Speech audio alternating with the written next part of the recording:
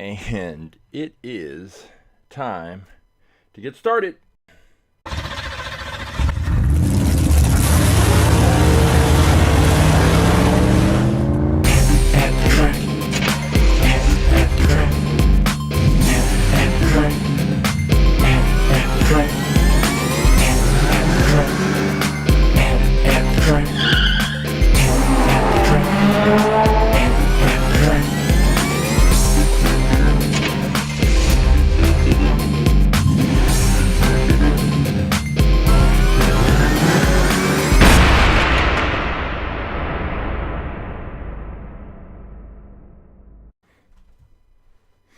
Hey, welcome to AtTheTrack.live. I am Coach James. I am the creator and lead instructor for All About Aerodynamics.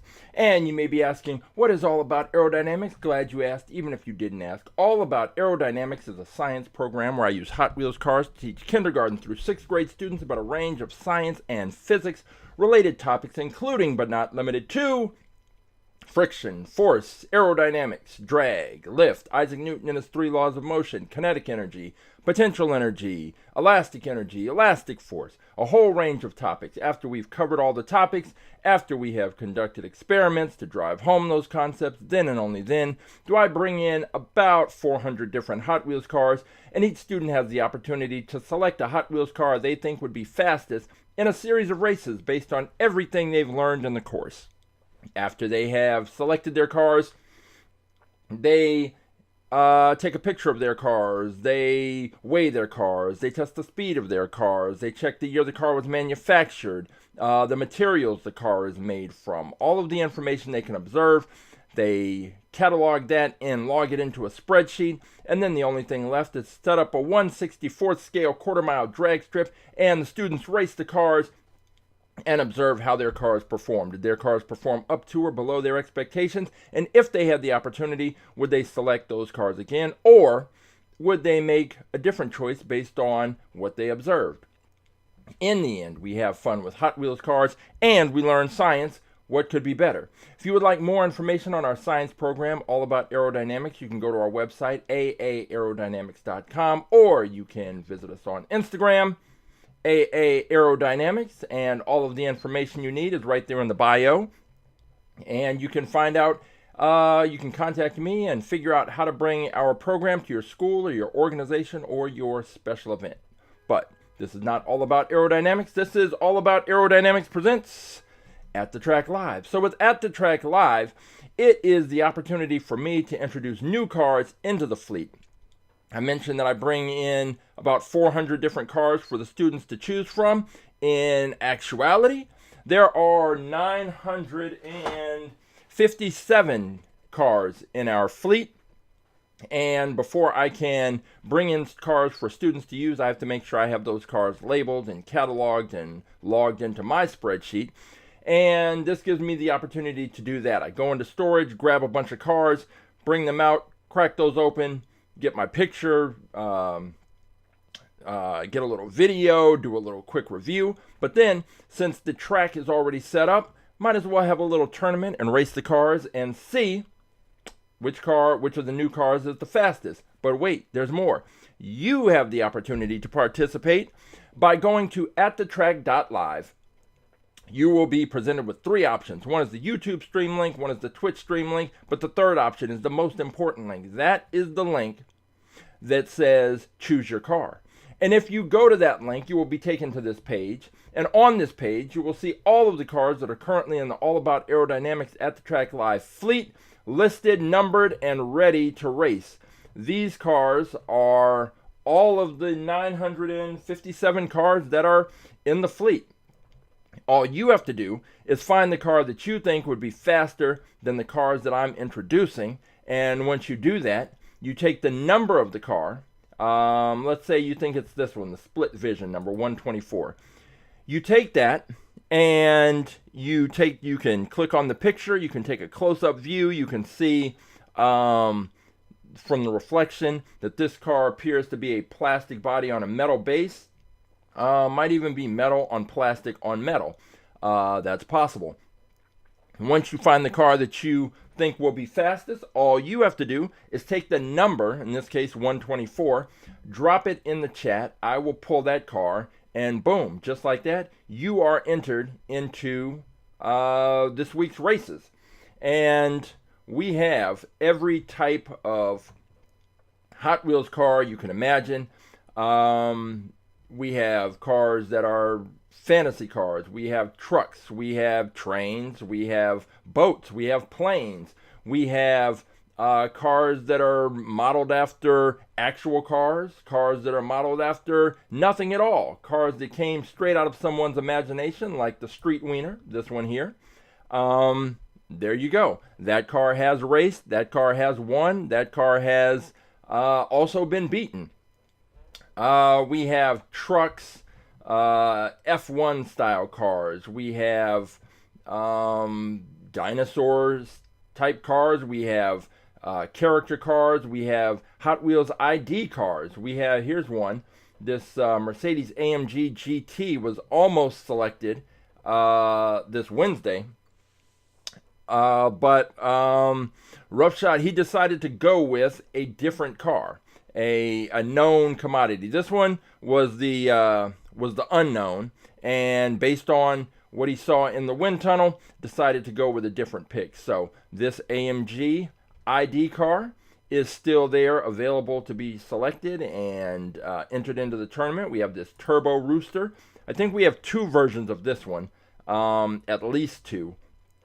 And both of those have been entered into the fleet, and they have also raced with kind of different results. Sometimes it really depends on the matchup, but the Turbo Rooster in some cases has performed well. In other cases, not so much, but it really just depends on the matchup. But if you want to select the Turbo Rooster, all you have to do is take the number, in this case 189, drop that in the chat, and I will pull that car. There are, what's another car? Let's see. This one, this Voltage Spike. We had this one just raced last week, and it's typical of the fantasy car that has such odd and exaggerated parts that it's really hard to tell just based on looking at them, or even sometimes, even we had this one in the wind tunnel. It's really hard to get a real feel for how they're going to perform on the track because they're so unusual and there's so many strange angles and parts and things that just don't fit into conventional car makeup, and you really don't know how they're going to perform until we get them out on the track. And this one, excuse me, was selected last week, was out on the track, and it did okay, if I remember. We had this one. This is the Voltage Spike. We also had the High Voltage, and I may be getting those confused, but hey, whatever kind of car. If you like old cars, we have cars from the 70s, cars from the 80s, the 90s, the 2000s, some that were just released recently. I have a bag over there with a car that I just picked up a couple of days ago, new to the fleet, and we've got tanks. If for some reason you think this tank would be the car to beat, it's been picked before. I think it is the only six-wheeled car that we have had race. I don't know how many exactly I have in the fleet. This might be the only one, but it has been picked. It has been raced. It did not do very well because it is so heavy and so big. But maybe you want to give it another shot. We have this Justice League Batmobile. Batmobiles, we have, if Batmobiles are your thing, we've got you covered.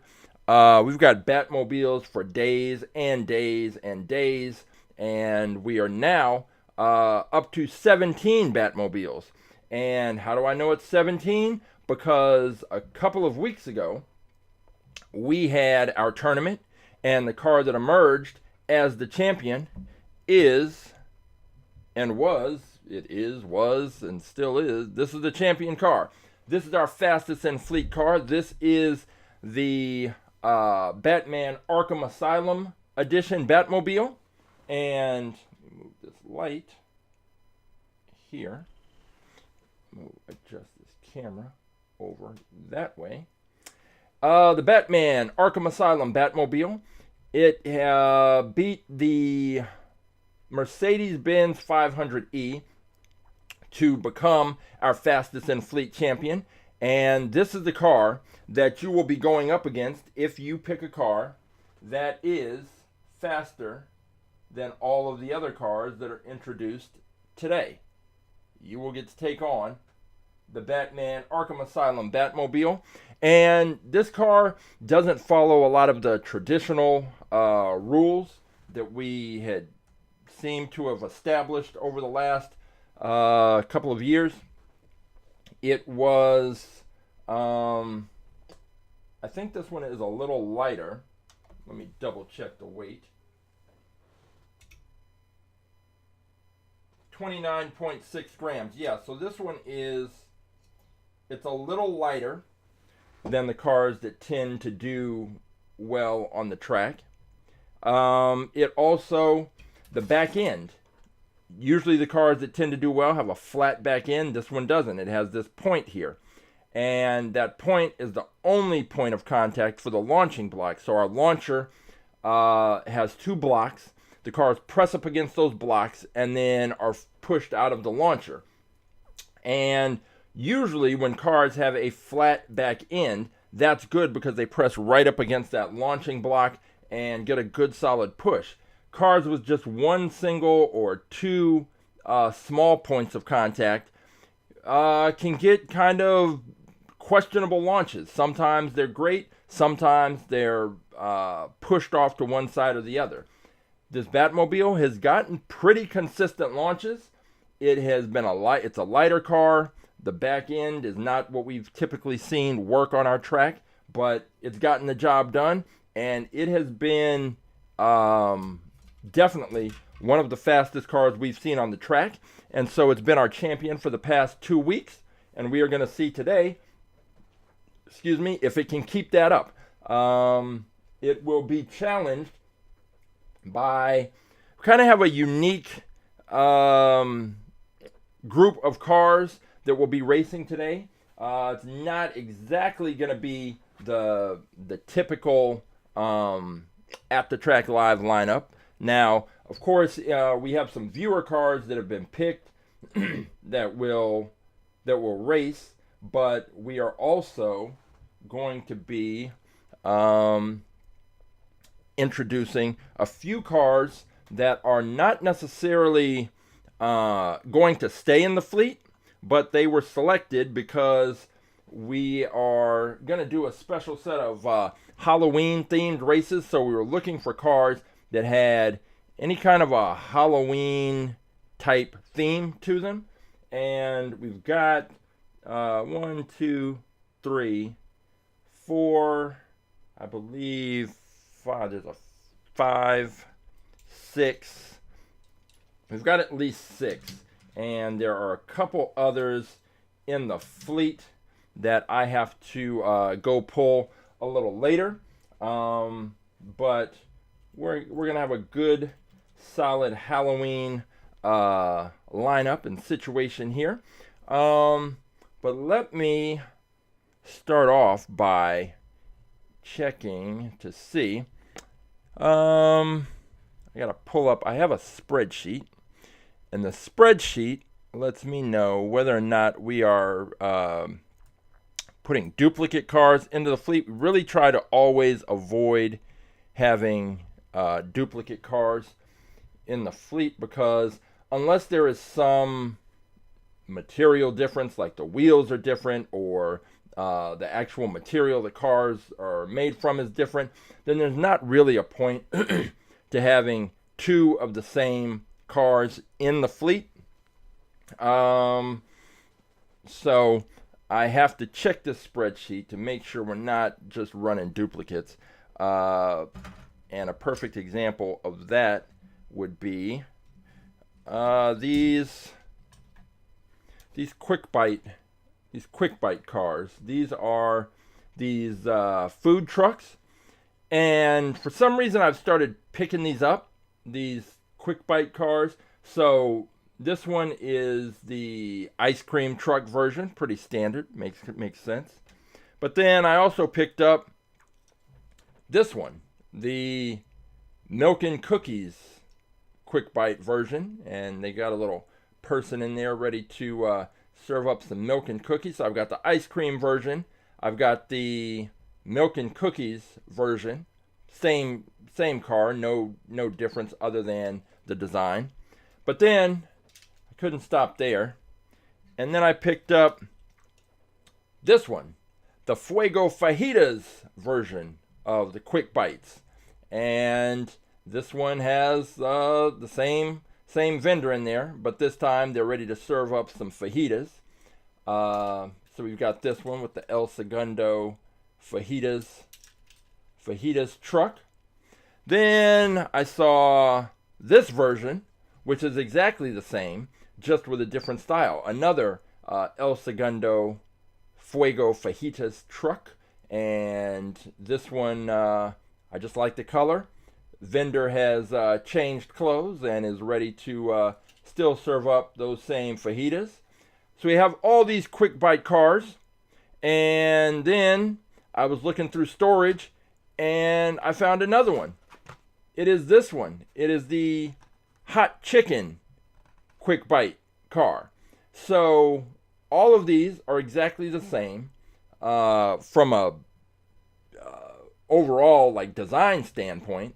It's just the little design elements are different. So we have there's certain cars that I just pick up, and if they can change the design enough to make it interesting, then I'll pick it up. So I think these quick bite trucks, the what else? The GT40, I have a bunch of those.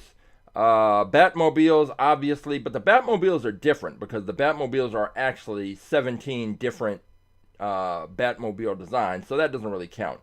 GT40s, if they change the color correctly, I'm gonna buy one. These quick bite trucks, I'll buy those if they change the design. What else? There's Blitz speeders.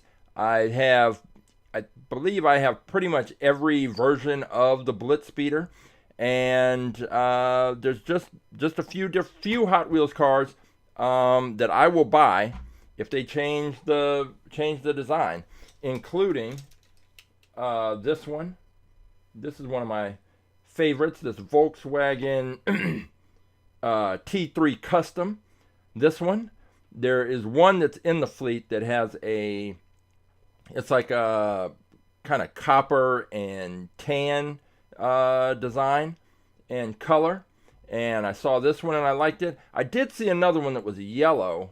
I think the bottom was yellow and the top was maybe white, I think. Yeah, I almost bought it, didn't buy it, but this is one that I will buy if they change the color and into something that I find particularly appealing. Where can I put all these quick bite trucks? Down here. There's another one, the Cadillac GTP Hypercar. Here's one right here. The first one that I bought of these was black. Then I saw a yellow version, and then I want to say there's a blue one with gold wheels, but I could be thinking of a different car. But then this one, I saw this one, it's in red, so I picked it up. I don't think it's going to be, I'm not going to introduce it into the fleet because we already have one there. And this was a car that I've mentioned before. I thought this was going to be a lot faster and do much better on the track than it did. It had all the elements that should have made it work out well. It had the flat back end, good aerodynamic profile, but it just turns out that this car is a little heavier than the standard Hot Wheels car, and I think that hurt it in the long run. And you know, it's just one of those things, but it's a great looking car, And so this is one of those ones that I pick up all the time. So I've got that. I've got, you know, all these quick bike trucks that can't even race because they're just too big. I can, even with the modified version of the track launcher that we've got going on, they're still too big to race. But I still pick them up, collect them. All right, let's see. Hey, Roughshot, how you doing? Dia de los Muertos. You know what? As a result of that brings up, I will race. We're gonna pull out one of these two Buick Rivieras. This one you can't see because it's on the green screen, but we're gonna add that to our mix for our Halloween set of races. So now we've got a full and complete slate of cars ready to roll, and there are some new cars that we're going to throw in the mix, but the bag where I have those cars is over here.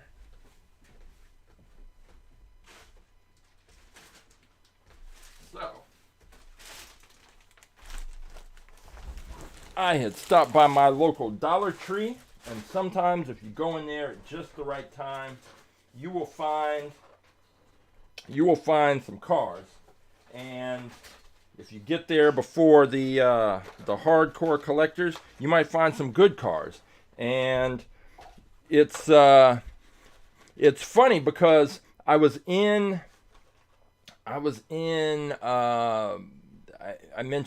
I was in, it's not Kroger, but so in the Midwest and back east, the store is Kroger. Out here, it's Ralph's or it is Food for Less.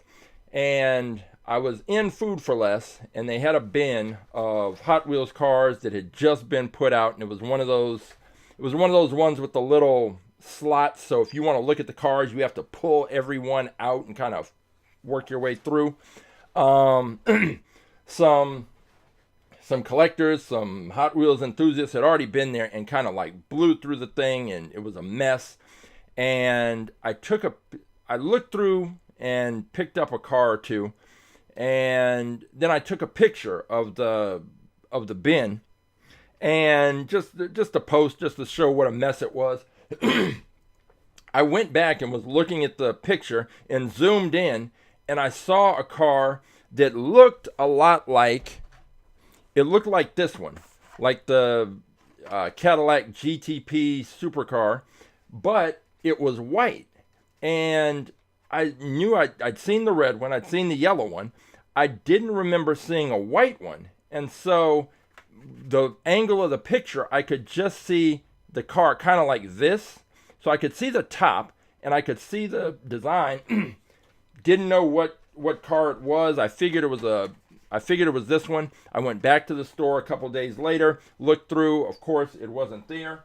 But when I went to the Dollar Tree, I stumbled across the car, and it is this one. It is the Peugeot 9X8 Hypercar. And if you look at it kind of from the top, this is basically the view that I saw.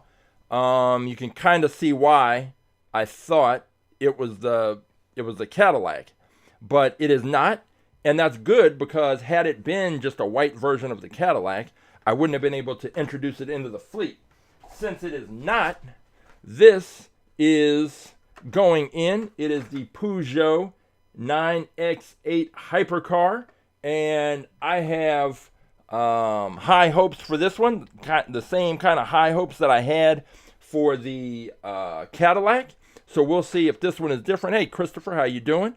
So let's go ahead and see. What's this say? The Peugeot 9X8 Hypercar, born in 2019 in France, designer Peugeot, crossed the finish line in this four-wheel drive hybrid supercar that was specifically designed for the 2022 FIFA World Endurance Championship.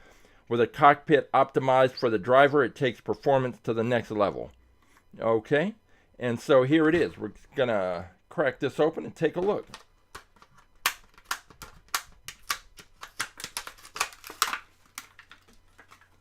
this Dollar Tree find. Let's go ahead and see what this weighs. It's a pretty big car. Weighs in at exactly 40 grams. So we are talking about a car on the top end of our scale. Let's go ahead and take a closer look at it. Get this off. Go here. And here we go. This is the Peugeot 9X8 Hypercar. It is going to be the 958th car entered into the fleet, and this is a good looking. I wonder if this car was in, because that Cadillac was a real car, and as the same way that this one is a real car. And I am still off on my. Let's get this video, even though I've clipped out the bottom. So that Cadillac Hypercar is a real car, and around the time, I think there's a YouTube video, while it's in the middle of whatever the race circuit is, I guess it may be the same endurance race. Manager is great. Oh, okay. So, Christopher, play this GT Manager on my phone. Okay. So, that Cadillac Hypercar was in an endurance race, and on YouTube, you could watch, I think it was live at the time, and the video is probably still there, and you could watch basically the driver, like, from the cockpit going around the track.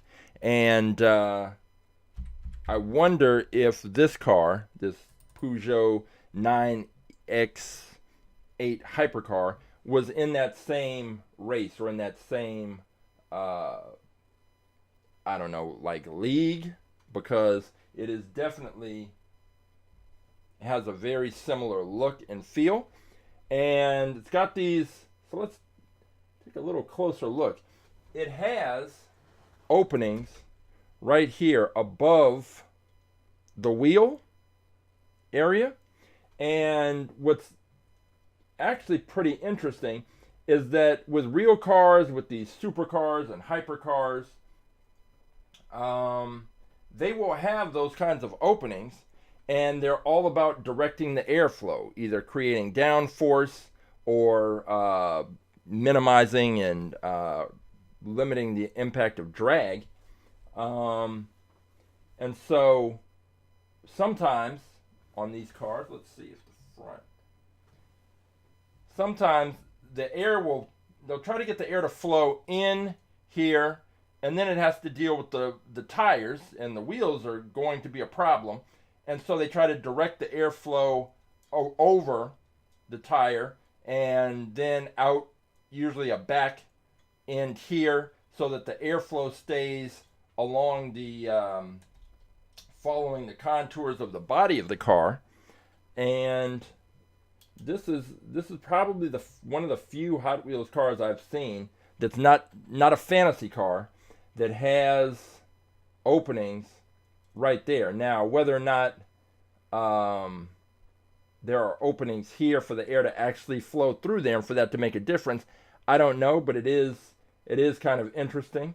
This driver's cockpit is pretty similar to the one from the Cadillac, which just put it.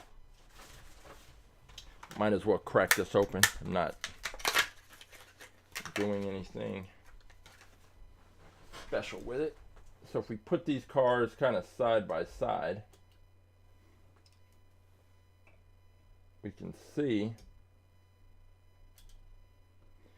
see the similarities, and hopefully this Peugeot, which appears to be a little, just slightly bigger than the Cadillac, it might, hopefully it'll have a better performance. But I think with most of these races, it just comes down to matchups. And if it can get the right matchup, then who knows what can happen. All right, so we've got the Peugeot 9X8 Hypercar, and everything about it just suggests it should do well on the track, but that weight may be a problem because it's coming in at 40 grams. How much did this Cadillac weigh? The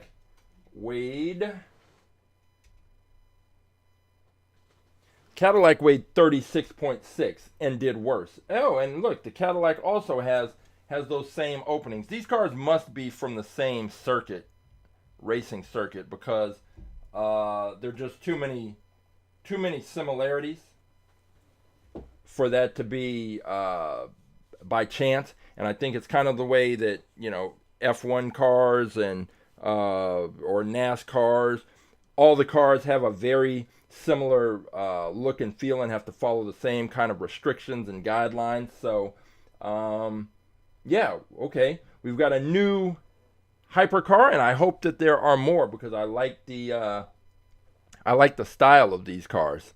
And we can put that car, we'll put it in the wind tunnel on Wednesday and see what happens. But so this will be one that happens in reverse. We'll see how the car performs, then we'll see what happens, what it looks like in the wind tunnel. So a little bit of a reverse from the way we usually go about things, but that is our first car that's entered into the fleet today, this Peugeot. And sit that other Cadillac, sit that over to the side. And now we are one car in. We have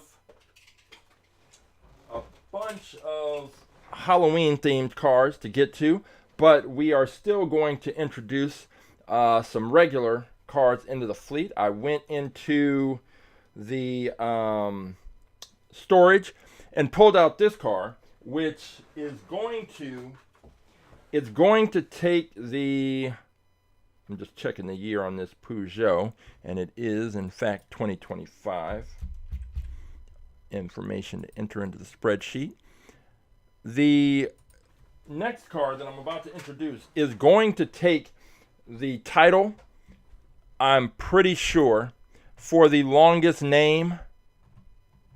I think currently the longest name that we have for a car is the Matt and Debbie Hayes 1988 Pro Street Thunderbird. And that's pretty long. And I think we, just double checking, there was a Lamborghini, well, we had a Porsche Panamera Turbo SE Hybrid Super Turismo. That may be the longest name. I still think this next car is about to beat it. Yeah, that's Porsche Panamera Turbo SE Hybrid Sport Turismo. Well, now we are about to have the LB-Silhouette Works GT Nissan 35 GT-RR version 2. Right here. It's a whole lot to say it's a Nissan GT, but this is the, again, LB-Silhouette Works GT Nissan 35 GT-RR version 2. There's no information on the back, just that long name, and it's from the Liberty Walk. I guess it's a car, the custom car design, whatever, fabricator, something. Anyway, here we go. This one's going in. And let's crack it open and take a look. And it will take me some time to put in this name. But it's a cool car. And it's just one of the ones that was sitting in storage. And it's part of the reason why I need to sort of force myself to continuously go back to the storage. Because there's some cool cars in there that I have forgotten about. This one is weighing in at 35.8 grams. Not bad, not bad at all. And we are going to switch over, take a look at this one. And this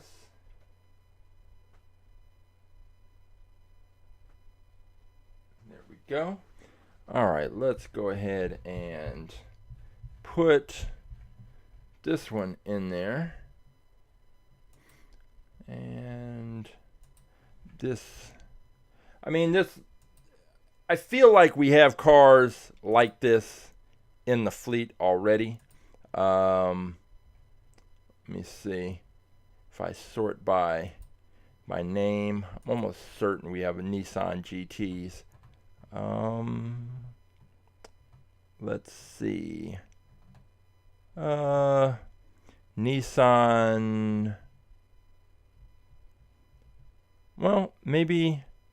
Well, Skyline. We have two different Skylines. 3 different Skylines. A Skyline RS, 2000 GTR, and a 1000 GTR. Those last two are both Liberty Walk cars, but this one is gonna be car number 959.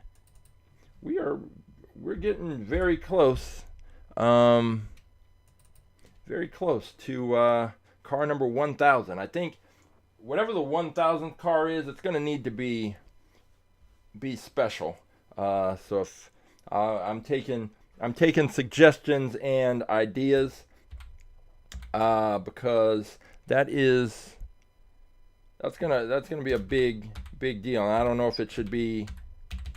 I don't know what it should be.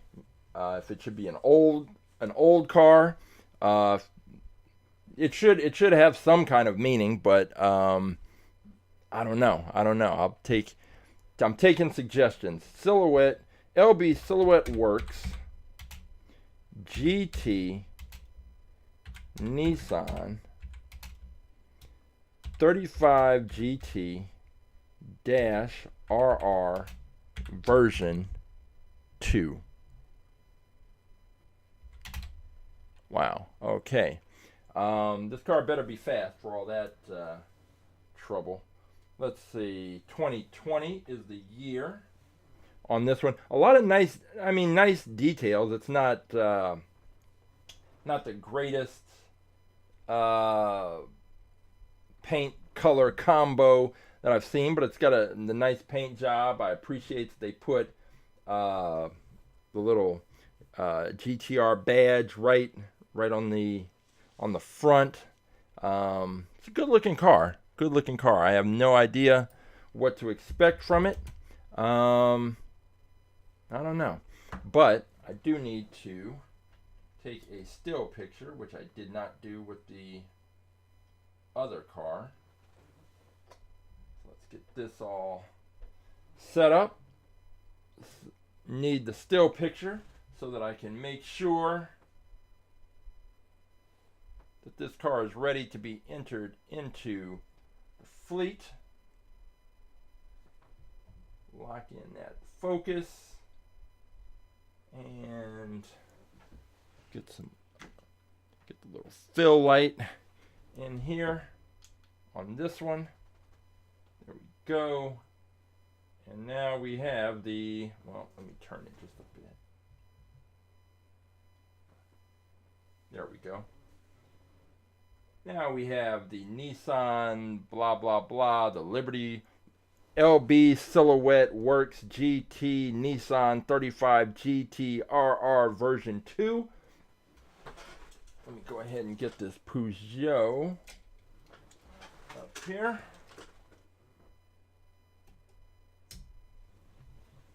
And get this car. Yeah, I like these. I hope they come out with more cars from this Hypercar series. I don't know well, if we've got one from Peugeot and one from Cadillac, those don't seem like the cars and the manufacturers that you usually think of when you're thinking about racing. Well, maybe Peugeot is, but I don't know about Cadillac. I don't typically tend to associate Cadillac with racing, but hey, I hope there are others. All right, so we've got those two. Let's see. GT races. I'm not very familiar with the different like racing circuits and all that, so I'm not exactly familiar. If you can tell me more about what the GT races are, but I just don't know. But I do know that we do have GT like cars with GT in the name all throughout the fleet, so that may be what you're referring to. This next one, another one that I pulled out of storage, the 57 Chevy, and it's got a cool kind of look to it and stance I like. I just need to double check, make sure that we do not already have one, because we don't want to have a duplicate. But I don't recall seeing a car like this in the fleet. We have a 57 Plymouth Fury, a 57 Roadster, and a 57 T-Bird. This is a 57 Chevy, and it is going to be in the fleet. All right, let's crack this open.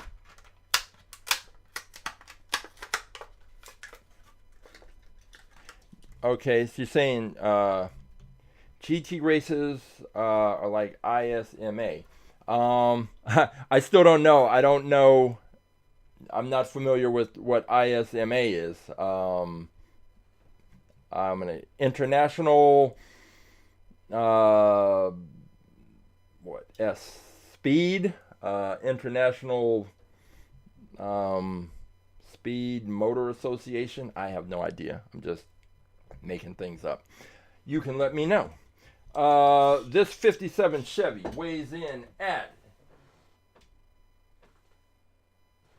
37.8 grams, so it's still less than the Peugeot, and I kind of like this one. I like the look. And switch over here and take a look at this one. 57 Chevy, good looking car. I like the stance. I like the color combination.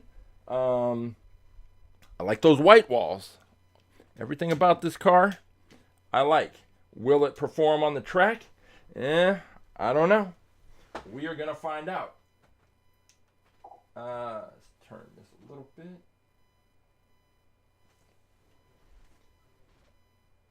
And there we go. And it is now the latest member of the fleet. Let me get the, all I have to do is get a little video, and we will be just about ready to go.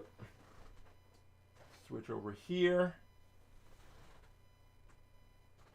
And this car, I would say, just looking at it, I would say, well, aerodynamically speaking, it's probably not going to do well. That windshield, if you just look at the angle of that windshield, that's going to be trouble. Okay, so let's see. It is the International Motor Sports Association. I think I said international. I don't know what I put in for the M, and then I said speed. Okay, good to know. Now I'll know if that comes up. I'll be able to say International Motorsports Association. Nice, thank you. So with this one, the back end is pretty flat, but that that front end and that combination of the front end and the windshield just being right there at that angle, when we put cars into the wind tunnel, especially a car like this, you can already know what we're going to see. We would see the air building up right at the front, across the front bumper and grille, and then kind of coming up over the top, and then probably also building up right there at the windshield. And this angle here. If you look at the cars that have done well, the Blitz Speeders, the Gazellas, this angle, those fantasy cars, this angle right here is very low. But this is going to be a problem. But we will find out, because as we've seen with that Mercedes-Benz 500e, that car kind of broke the rules, and it was bigger than the typical car. It had boxier dimensions than the cars that typically win, and yet it took out one of our top cars. So hard to say which car is going to come out on top. But you still have time. If you would like to select a car to go up against this Chevy, the Peugeot, or the LB-Silhouette Works GT Nissan 35 GT RR version 2, then all you have to do is go to AtTheTrack.live and select the choose your car option, and then you will be taken to this page. And on this page, as I mentioned before, all the cars are listed, all 957, from character cars to fantasy cars to real cars to cars that are kind of almost beyond explanation and categorization and definition. We've got all kinds of cars in here. One of these cars may be the car to take out the Batmobile. Or maybe the Batmobile is just that car. Maybe we finally gotten to the point where we found the fastest car. I don't think so. I think that there's a car in here that is even faster. I don't think we've gotten to the end just yet. Checking the year on this 57 Chevy. It was manufactured in 2018. Just another piece of data that I put into the spreadsheet in case I need to go look something up. And let's see. We have, I think, because we have a bunch of these Halloween cars, and then we have Rough Shot and Christopher's picks. We will, I think I want to introduce another car. I will go with, still trying to give Matchbox a shot. I picked this one up, this Mercedes AMG SL 63.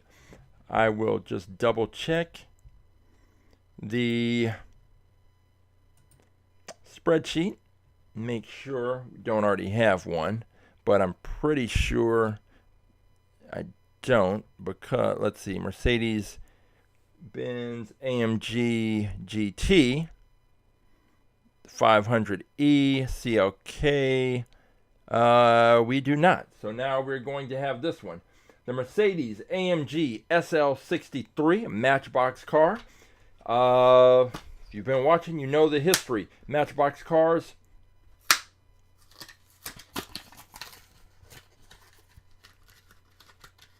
on our track just don't perform. They're not. There's something. Mattel is making Hot Wheels and Matchbox cars, but they're doing something's different about the Matchbox cars. They just don't compete well. However, this one may be the one. It's weighing in at 27.5 grams, which makes it particularly light. And it is a sleek, good-looking car. I will say this, though, that the Matchbox cars, they don't skimp out on the details. Like if you look at the front, look at the headlights, have that little graphic, the grille. They've got it this kind of three-dimensional look. The emblem, like everything about that, they don't cheap out on the Matchbox cars. I will say that. So what they lack in speed on the track, they make up for in all the little details. But I would prefer a car that was fast and had less detail than a car that had lots of details but was kind of slow. So Mercedes AMG SL 63. They've got the AMG right there on the license plate. Another Benz logo on the trunk. And yeah, if this wasn't a Matchbox car, I'd have higher hopes, but maybe this is the one. It's very light. It may be the lightest car that we race today, and I'm just hopeful that maybe this is the Matchbox car. We've had a couple of Matchbox cars that have done okay, but we've never had a Matchbox car take the Saturday tournament, and maybe there's a first time for everything. Maybe it's this car's time. This kind of peach color. I don't know if it's what the color's coming through like on the screen. I kind of see, but in reality, it's more of a peach kind of a. Got this Georgia peach car, Mercedes coming in, and we're gonna see if it can represent and get the job done for the Matchbox, because something's different about these Matchbox cars. Something is just different. All right, so we've got our Matchbox car right there. Let's see. I guess we can start introducing some of these Halloween cars, because if I don't already have one in the fleet, then it will be entered into the fleet. Just pretty simple. So let's start off with, we'll go with this one. What's it called? Diesel. It's like diesel pipes or diesel something. Diesel duty. This one. This is from, and so we cracked these open so we could put them in the wind tunnel on Wednesday. They're from this Halloween series, and the parts that are missing here are because there's a green screen and there's green on the packaging. But this is diesel duty, and I don't think we have one in the fleet, so I'm going to check, because if we don't have one in the fleet, it's going in the fleet. If we do, then it will just be kind of a one-off situation for the races today. Diesel, we have Diesel Boy, we have 2 Diesel Boy cars, and that is it.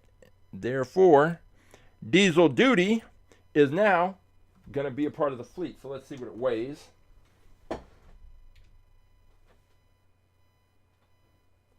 $39.4, so it's still lighter than the Peugeot. And let's go ahead and take a look. Diesel Duty. And since it is going into the fleet, I will get my still picture right now. Turn it just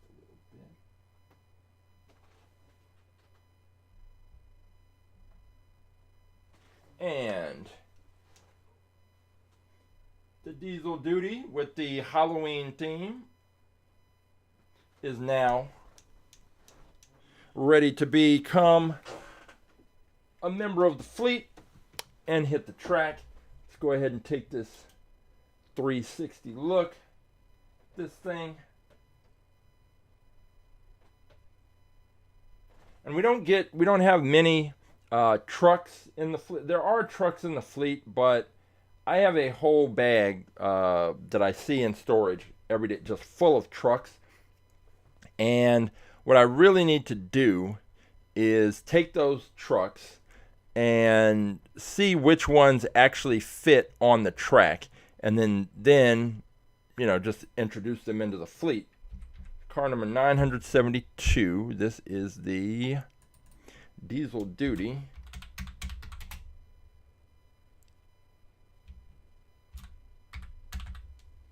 And the weight is a bit of a concern, but I think this one might do okay. Of course, it's a pickup truck. It's got that big front area, but once you get past that, I don't see that it's aerodynamically much worse than some of the other cars that we're going to be talking about and considering and looking at. So, the Diesel Duty coming through, and those big purple pipes sticking up on the side, I don't know that that's going to create an issue or a problem. I think more so it'll just be the weight of this thing. So we've got the Diesel Duty, the first of our Halloween themed cars with these eyeballs right here. Kind of a lot of details, which once again Mattel has shown that they can do it. They can put in the detail when they want to, but the question is, do they want to? All right. Next up for our Halloween, this Halloween set of cars that I picked up in that same group, we have this one, this Night Shifter, and I am pretty sure that I looked this up on Wednesday, and I think we do have a Night Shifter already. So yes, we do. It's car number 61. So this one will not be going into the fleet, although it's kind of cool. So we might have to have a Night Shifter versus Night Shifter race down the line to see whether or not this one or the other one gets. Oh, let me check the weight. The weight of the Night Shifter is 35.1 grams, so that is not it's not bad at all. Again, the graphics, they did a great job on the graphics on this one. Back it off right there.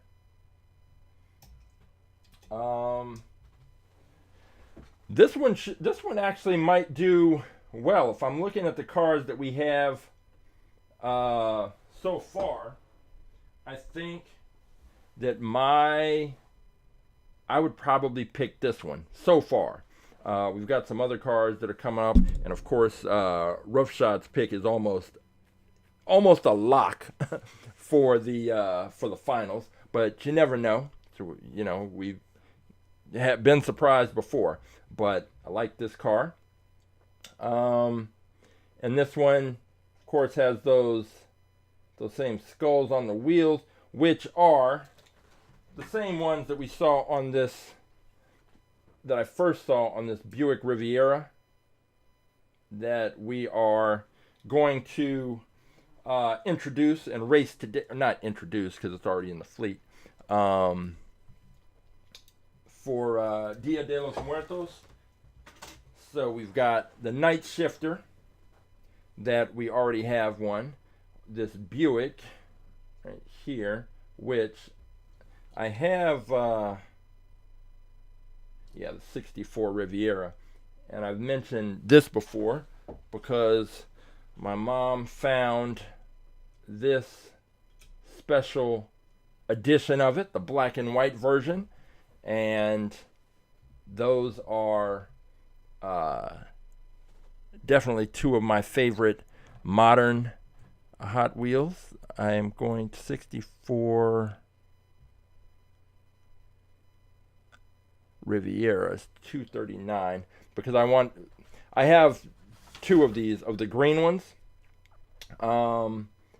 These two kind of stay together and are just up on the shelf, and I don't want to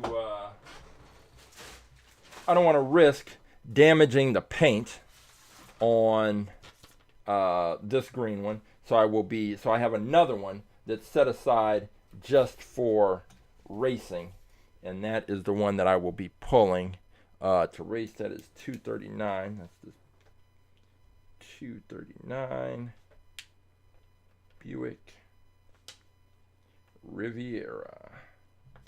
All right, so we've got that car entered in. The green Riviera will be racing. The next one up is this one. Let me check the weight. 30.8 grams, so it's very light, surprisingly. But it's this one, the hologram. And it's a big one. And I'm just going to check to see if we have one in the fleet already. Yep, we already have a hologram. It's car number 72. So this one will not be staying in the fleet. But again, look at the graphics on this one. They just, when they want to, they can go all out. And you can see like the detail that they can get into these cars. So when you see cars with no detail, it's kind of like somebody was just a little lazy on the job, but there's probably a reason. With this one, this huge frontal area, we put this car in the wind tunnel, this truck, and it was wild. I mean, the air pretty much just built up right here in the front area, and it was, let me get it into focus.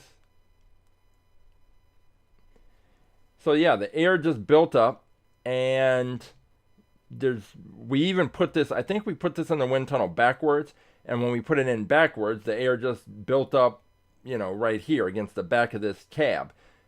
This is one that almost certainly is not going to be one of our better performers, but we're going to race it, and we will see how it does. So this is the last of the specifically Halloween themed cars. They had the hollow back, which we have, but I didn't see in the car.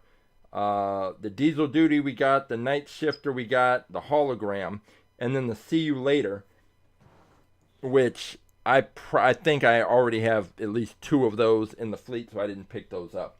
All right, so those are the kind of newer Halloween themed cars. And then we have some of the others that we just pulled out of the fleet. One is this one, the Rigor Motor, right here. And let me check the weight on this one. Weighs in at 26.2 grams. So now we have a new lightest car. And I always have to remind these open-wheeled cars to not end up like their old boy Forky. Open-wheel cars, when they crash and hit that barrier, these axles get bent, and it's a wrap. That is the end of their career. Forky is just hanging around here as a reminder to every open-wheel car, stay on the track, stay in your lane, stay in your lane. That has never been more important, more critical, and we'll see if the Rigor Motor can do that. This is a car from the 2019 Halloween group. And then we have, let's see, we have this one coming up. Let me check the weight on it. 34.9 grams. We have the Vampyra. this one, this vampire bat gargoyle dragon thing. This one is, now this one I like only because of, well, two things. That flat back end, that sort of crypt or box or whatever that is at the back, and I think that'll do well to press up right against the launching block here. And then just the design, it's pretty narrow, but with these kind of wings here and the ears or wings on the front of the bat or the gargoyle, whatever it is, I think it will channel that air right up over the nose and right back through this area and out the back, and that may help it out and help it perform a little better than I might expect just taking a quick look at it. So the Vampyra, there's a lot of weird stuff going on with the sides. Now if these parts weren't here, if these arms weren't here, I don't know, I might even have even higher hopes. And there seems to be a little opening here. You just don't want any areas where the air can enter but can't exit and flow. You want the air to be able to just flow straight through, over, under, and around the car. And any areas where there are little pockets where the air can get trapped, it's going to work to slow the car down. This does appear that it goes all the way through. From the front, you can kind of see in there just a little. You can see that just over that tire, you can see through and see a little bit of light and see how there is an opening. There is a way for the air to flow through. And it just, it does, I mean, we'll see how it performs, and then we'll make some other determinations. But we've got that one. So we've got the Vampyra. And let's see. We have this one, which is we have the Street Creeper. Let's see how much this weighs. 25.8 grams. And it is right here. And it's got a kind of spider webby, Halloween-ish type, groovy ghoulies kind of weird theme going on. So this car is in. It is another open wheel car. So once again, do not be Forky, because Forky was one and done. Forky hit that barrier, busted that axle, and it's a wrap. So just a reminder to all open wheel cars, do not make that mistake. Hey, Never Ending. Yeah, of course. Yeah, you're right on time. I am about to go and pull Roughshod's car, Christopher's car, and another. I've got another Halloween themed car that I need to pull. Let's see. Roughshod's or Never Ending's going with 303. Let's see what that is. Is it going to be traditional or is it going to be wild? Never Ending's picked tanks. He's picked planes. He's picked roosters. He's picked that giant. There was some gigantic truck that he picked. That Aeropod, I think it was called.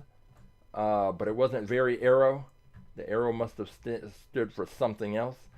Let's see. He's going 303 with the Super Stinger, which is right next to the Invader, which is the tank that he picked a while back. All right, the Super Stinger. Let's see. 303. 303. The Super Stinger. All right. So we've got those. And the other car, there is another car that I need to pull. Let's see, where is it? It is car number 631. The Ghoul Mobile. All right, I am going to go and pull, I'm going to pull Christopher's car. I am going to be pulling, oh, there's two more. Yeah, this is gonna be a kind of a stacked race, because I also need to pull okay, there it is, SlideKick. All right, I'm gonna go grab those cars, and then we will take a quick look at them, and then we'll hit the track for this Halloween themed race, and I'll be back. Shouldn't take 5 minutes, but here's the bathroom break.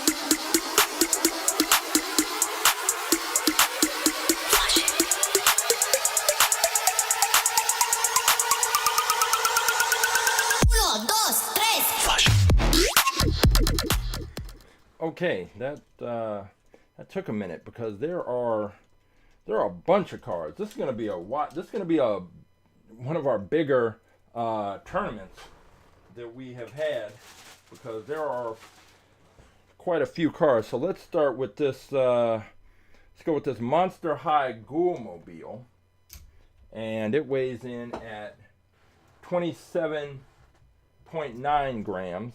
Let me double check that. Yep, 27.9. take a look at this one. And yeah,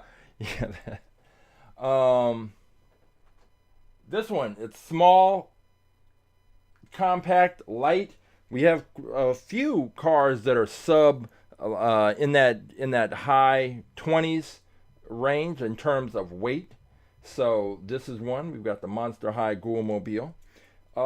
Next up we have Christopher's pick, which is the Skull Crusher. And it is weighing in at 34 grams. And this one, it's just another of these fantasy cars that is going to be hard to really know how it's going to perform until we get it out on the track. The back end, I think it's good. It's kind of open wheel, but the open wheels are protected, which I like. And we'll see what happens. It's got kind of a big frontal area right there, but we'll see how that all plays out. Then we have Never Endings going with the Super Stinger. Super Stinger is weighing in at 30.8 grams, so another car that's on the lighter side of the ledger right here.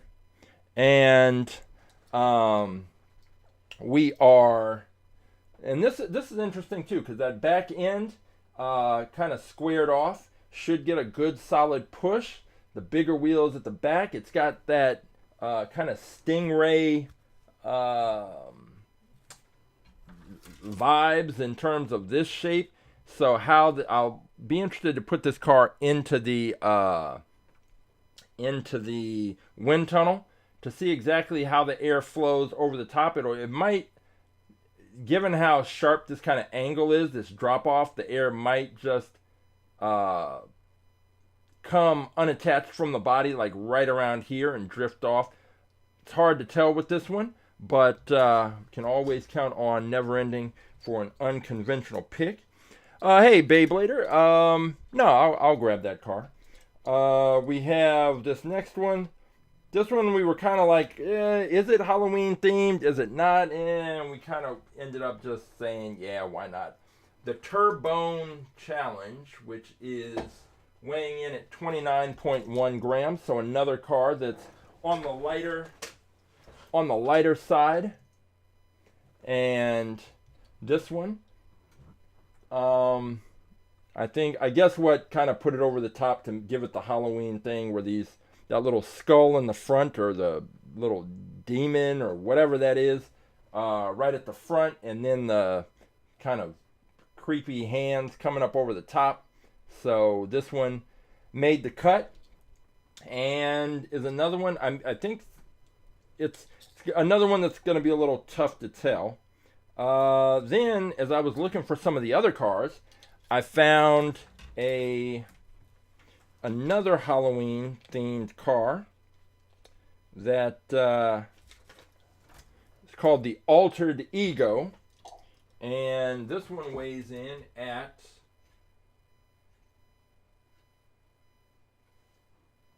34.3 grams. And take a look at this one. Now, first problem I had, well, one, it is an open wheel car, so once again, Forky, just as a reminder, what not to be, do not crash. But also, my problem with this car, aside from the fact it's open wheeled, is it's got that wheelie bar. And we had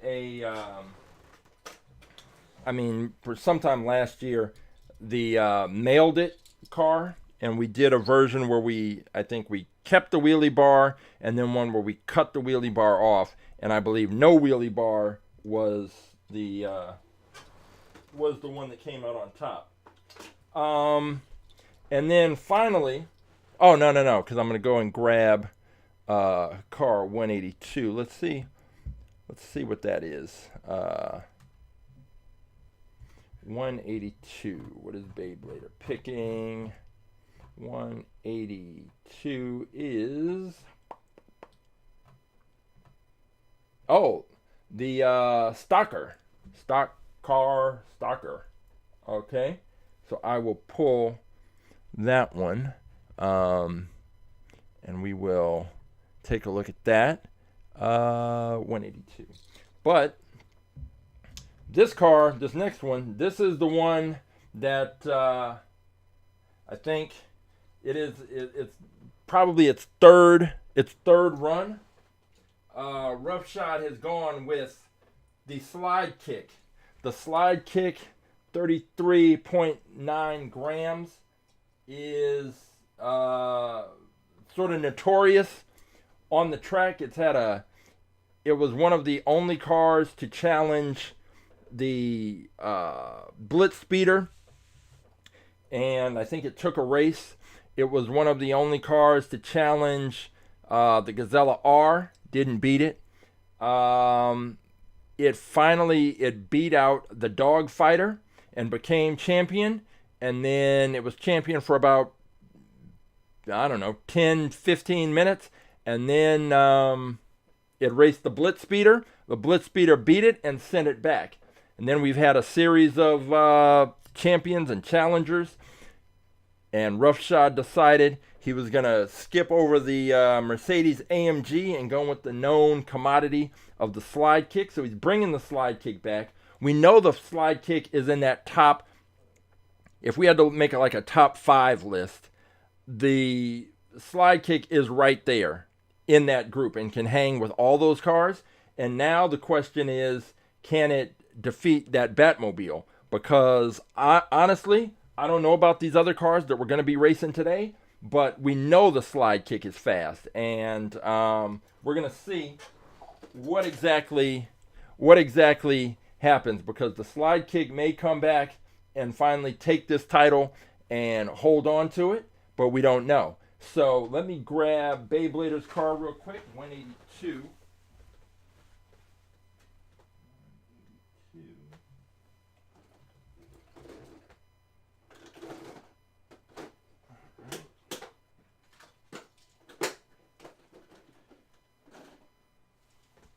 And here we go with the stock car.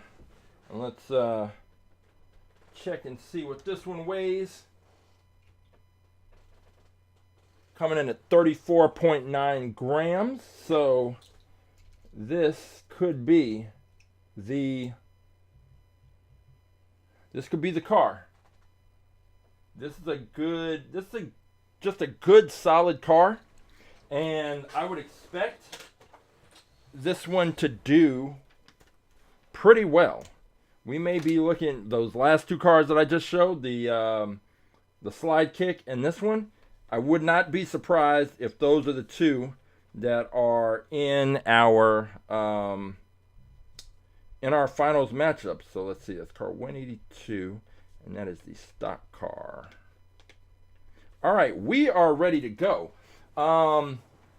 We have a lot of cars today. There are, man, this race is going to have, let's see, 1, 2, 3, 4, 5, 6, 7, 8, 9, 10, 11, 12, 13, 14, 15, 16, 17, 18 cars all going against each other to try and ultimately take down the Batmobile. So, of course, if this is your first time watching an All About Live at the Track Live, All About Aerodynamics race, this is what you are about to see. You are about to see our three camera track view. The cars are going to start at the top of the screen on the left. I am going to give a countdown. 3, 2, 1, race. I will hit the launcher switch. The cars will come firing out and go from top to bottom. They will pass out of the bottom of the screen on the left. They will show up at the top of the screen in the middle. They will go from top to bottom. They will pass out of the bottom of the screen in the middle. They will show up at the top of the screen on the far right. That is our finish line camera. They will go from top to bottom, crossing the finish line, and the winning car will be indicated with a solid red light. A solid red light will indicate the winning car. A flashing red light will indicate the losing car. And if a car happens to crash, Then if it crashes and leaves the track, no big deal. We throw out the results of that race, reset the cars, and run the race again. If a car crashes twice consecutively in exactly the same way, then that car is disqualified, because a car that crashes twice consecutively in exactly the same way suggests there is some problem with the with either the car, the combination of the car and the launcher. There's something going on that just rerunning the race is not going to solve. So 2 consecutive crashes off the track in the same way, and you're disqualified. The cars switch lanes after each race, and the races are best 2 out of 3. That is basically all that you need to know. But there is, man, before I was getting everything set up today, and I had a idea that is something that you'll see when we switch over to the view. I'm getting things ready. The launcher, I broke the launcher. Fortunately, I have a second launcher, so I had to grab that one and get that one all set up and ready to go and make, there's a little modification I had to make, get that ready to go, boom. Then I did something with the track that you'll see, but it threw off something at the end, so now I had to make adjustments so that it would work with the finish line, and it was a lot of trial and error, and then one of the cameras wasn't working right. Everything that could go wrong went wrong, but got it straightened out, and we are ready to go. So I am going to grab all of these cars. I am going to head over to the track, and we will start our Halloween themed race, and I will see you over at the track in 30 seconds.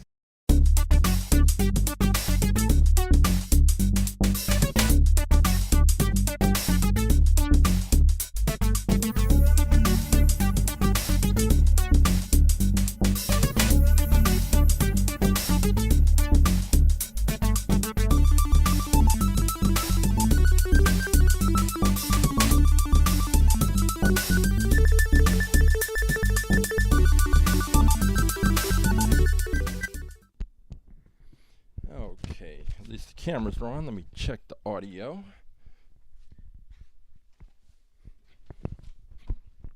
And 1, 2. Yep, audio's good. So you can see we have about half the track in our Halloween themed black and orange Hot Wheels track, and I had about 12 feet of this track in storage. And I wish that when it was in the stores, I bought more of it. They had black and orange, and then they had yellow and orange. And I have a few packs, but I didn't buy nearly enough, and so they don't make it anymore. And it is, you can find it on, I found a few packs on eBay, but the amount that people were charging for them, I was just like, nah, because I wanted to have a whole entire black track set up, but didn't have enough. So we've got half a Halloween track, and then the rest is our standard orange. But we have a lot of races to have today. So many cars, and the question is, are any of these cars going to beat out? I mean, ultimately, they want to try and beat out the Batmobile. But before they get to the Batmobile, can any of them beat out the SlideKick? The SlideKick right now is in this position of the car to beat because we've seen it. We know what it can do. And if history is any indication, then I think that the SlideKick will be there at the end. Let's start off with 2 Halloween big boys. We're going to go with the Hologram and the Diesel Duty. And I am definitely going to need to put the bigger acrylic cover up on these 2. Let's see. Good to go there, and good to go there. All right, good. Don't have to make any additional modifications. And then I have the, let's see. Yeah, this is the first time this launcher is being put into use. So it's a brand new brand new. It's basically the latest version of the launcher, and it is the version that if I get to a point of sort of mass producing these, they will be based on this one. So we are ready to go. We've got the first of our Halloween edition Dia de los Muertos races happening. We've got the Diesel Duty in lane 1. We've got the Hologram in lane 2. Race 1, here we go.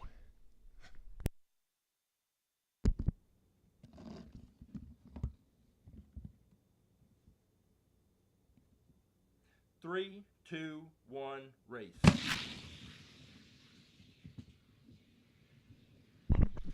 Neither of those cars is going to break any kind of speed record, but we did find out that the Diesel Duty took that race, and for what it's worth. And let me see. Let me check. Why did we not get a reading on the finish line? That was weird. Huh. Let me check. Boom, boom. All right, good. Yeah, I had to modify the back end of this track because when I put the black track in there, it wasn't quite long enough to align with the sensors on the finish line. It was a whole big mess that occurred, and there was a little bit of panic that started to set in as it was getting closer to 11 a.m. But everything worked out, and here we are racing the cars. So all right, Diesel Duty takes that one, and we are going to switch lanes, put the Diesel Duty in lane 2, and put the Hologram in lane 1. The Hologram, we saw how horrible aerodynamically it was on Wednesday, but here we go again. Hologram lane 1, Diesel Duty lane 2, race 2, here we go.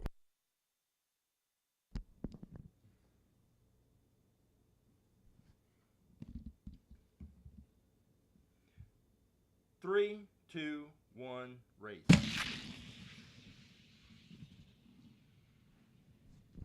And the slow Diesel Duty takes it again.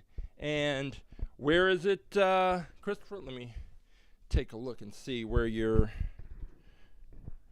saying you see something not connected. Taking a look. All the connections are in place. Let's see. Yeah, everything's connected.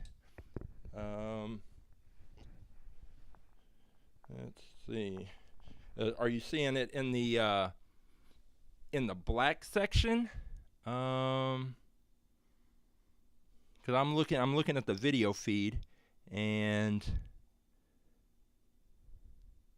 by the finish line, take a look.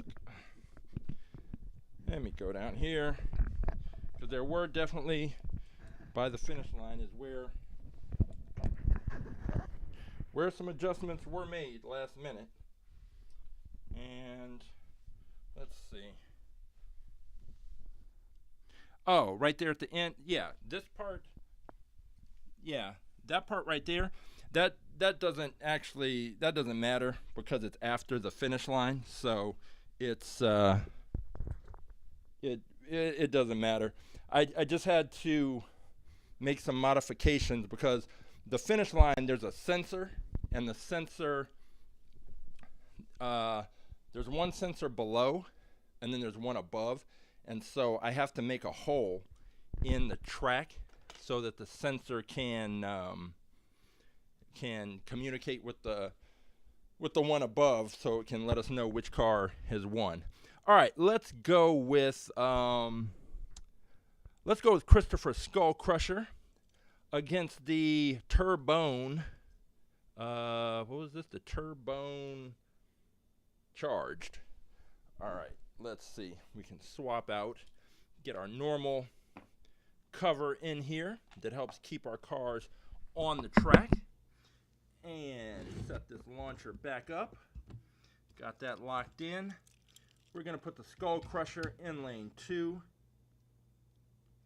The back of, I think before you were asking about the Skull Crusher, and the back of the skull is actually a little more flattened out than it is round, so it does press up nicely against the back of the launching block.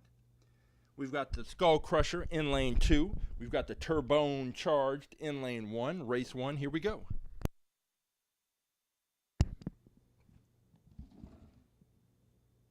Three, two, one, race. And Skull Crusher takes that race, and we will see if it can take 2 in a row.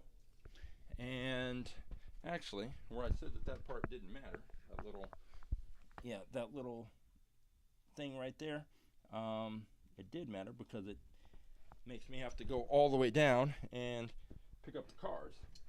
All right, so the Skull Crusher took race 1. We're going to switch lanes and see if it can take another. This is our Halloween edition, and we've got our half of a Halloween themed track.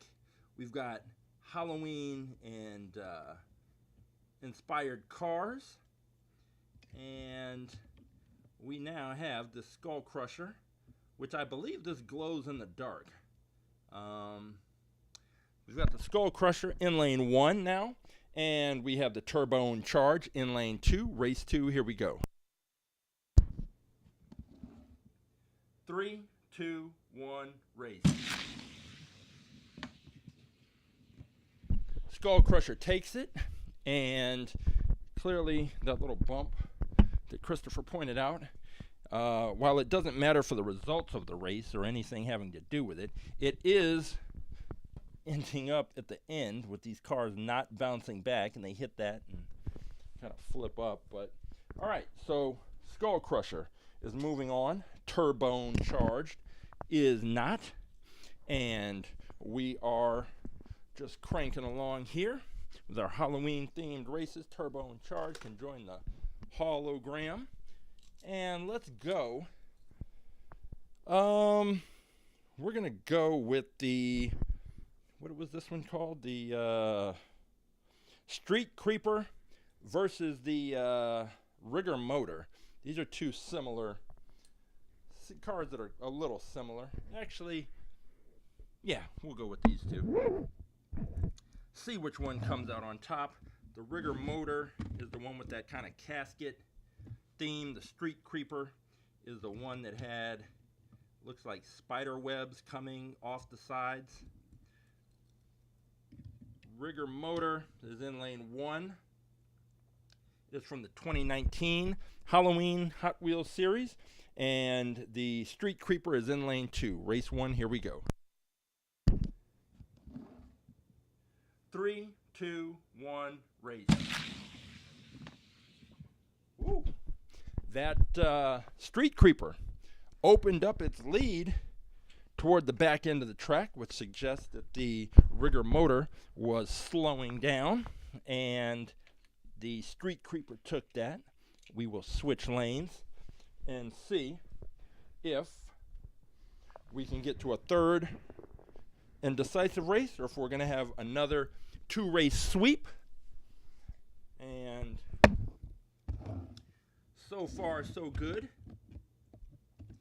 I really do wish I'd bought more of that that black track, but it's just one of those things that, especially when you're collecting things or dealing with toys, you kind of have to buy the stuff when you see it, because, you know, toy companies are always trying to get parents to buy the next thing or collectors to buy the next thing. So they're not interested in continuing to make the old thing. So when you see it, don't expect it to just be around. You see it, you like it, grab it while it's hot. All right, second race. We've got the Rigor Motor in lane 2. We've got the Street Creeper in lane 1. Street Creeper's up 1 race to none. Here we go, race 2. 3, 2, 1, race. Street Creeper once again And we have not gotten to a third race today. These races have been pretty decisive for the winners, the cars that are faster, but we have been starting off with some, I don't know, some cars with some questionable aerodynamic properties and profiles. So we haven't gotten into what I'm considering the heart of these races yet. So the Rigor Motor joins the Turbone charge and the hologram in the Hot Wheels Halloween Graveyard. And we will now, let's switch it up and go with that. I wonder if they put the name on the bottom of the car. The LB-Silhouette Works GT Nissan 35 GT RR version 2 against, let's put it up against the Matchbox. We're going to go with that Matchbox Mercedes-Benz AMG SL 63. So the LB Works blah blah blah versus the Mercedes. And that Mercedes, although it's a Matchbox, it's light. It's a little coupe, little two-door coupe here. Can it be the first Matchbox car to make a real mark in these races? Not just win one race or two, but really go far. It is lined up in lane 2, the Matchbox car. It's got a great paint job. Now that I have it under the lights, it's like a peach orange combination, but it's got like a little bit of a metal flake, and depending on how the light hits it, you get a different sense of the color. So I like that. But we're not about the aesthetics. We want to know, can you race? Are you fast? So we've got the Mercedes in lane 2, the LB Silhouette blah blah blah in lane 1. Race 1, here we go.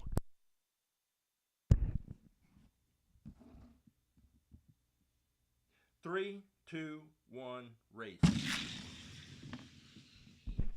The Matchbox, poor Matchbox, got absolutely smoked. I mean, come on, Matchbox, just give me something. Like, what is it? I don't know what it is that Mattel is doing to you to make you so slow. They're pretty cars. They're pretty, but they're also pretty slow. And come on, Matchbox. Just give me one. Just give me one Matchbox that's really going to be just fast down the track, a top contender, something. I don't know. I guess it's too much to ask.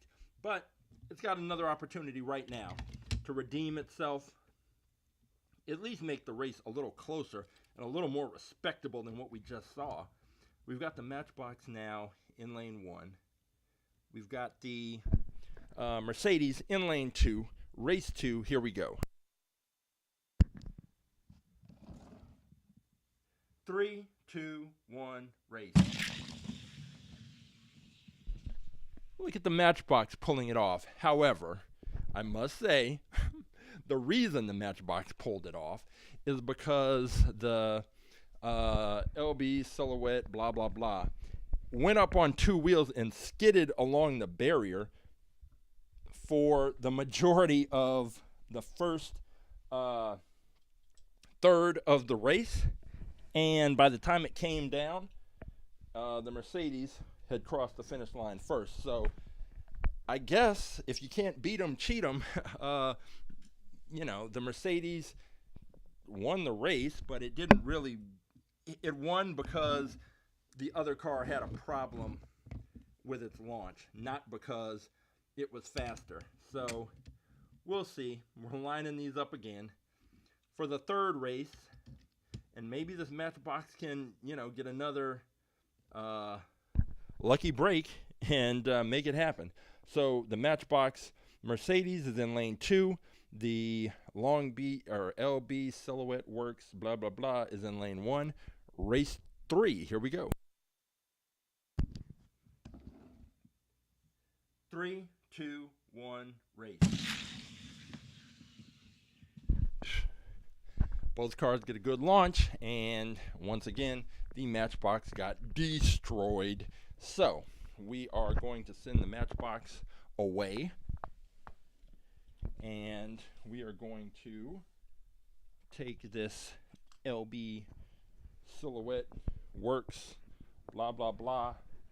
I mean, I guess since it won the race, I should announce its proper name. It is the LB-Silhouette Works GT Nissan 35 GT RR version 2. It is moving on. All right, let's take a look at, we'll go with Beyblader's stock car, and put that up. Actually, no, wait. We're going to go, we're going to go with the stock car against this 57 Chevy and see which of these cars comes out on top on our half of a Halloween themed track. It's just different, like watching the races and looking at the black track, which is kind of cool.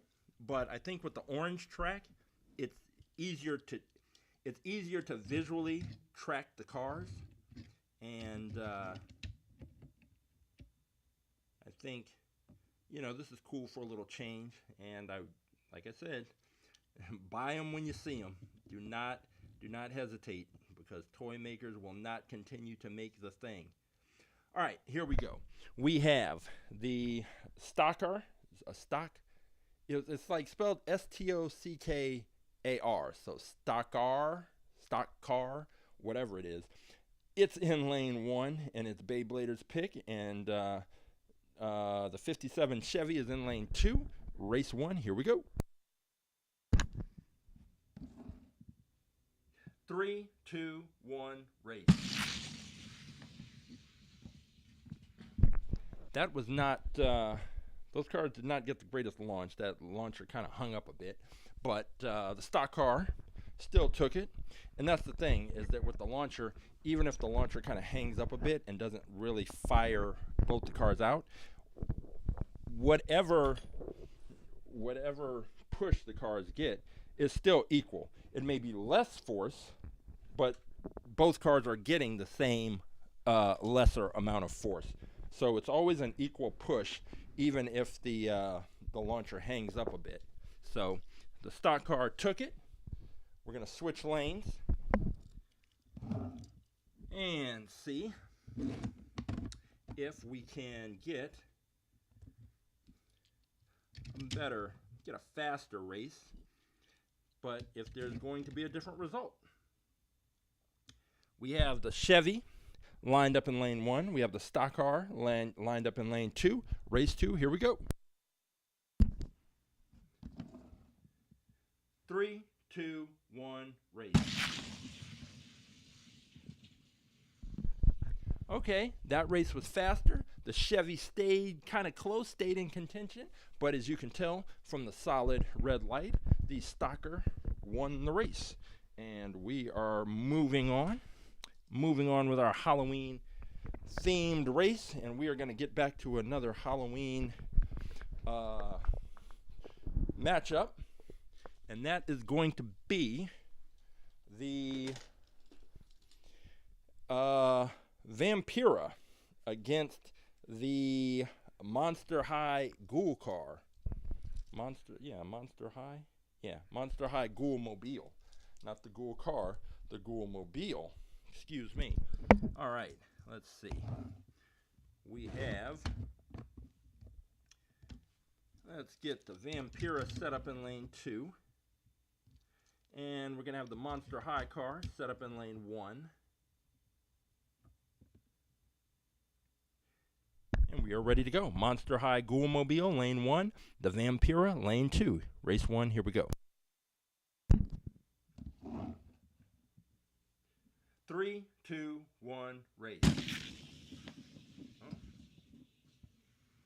All right, so the Vampyra, turns out that these wings are a little too tall, and it got stuck in the launcher, so I'm going to have to go to our special dual-sided launcher that is for a case just like this, where we have one standard size car, height car, and one car that is taller, and it has a taller side and a lower side. So let's get this into place. And we need the taller side for lane 2 for the Vampyra, and the lower side for the other car. He's sized up here. Vampyra in lane 2, and the Monster High Ghoul Mobile in lane 1. Here we go. Race 1, Vampyra, lane 2, Ghoul Mobile, lane 1.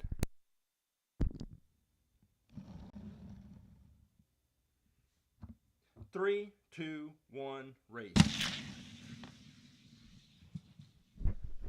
And the Vampyra takes the race, and we'll probably have to put the Vampyra car in the wind tunnel on Wednesday and take a look. But I think what we were talking about and saying how the air may be channeled up between the ears of the vampire bat and the wings, that may have helped this thing to maintain more of its speed further down the track. Don't know if that's going to help it with some of the other races, but in this matchup, it seems to have worked out. We're going to flip this over, switch sides, and see if the Vampyra can duplicate that performance. If it can, it will move on and be one step closer to challenging for the fastest in fleet title. All right, we switched the cars around. We have the Vampyra in lane 1 and the Monster High Ghoul Mobile in lane 2. Race 2, here we go.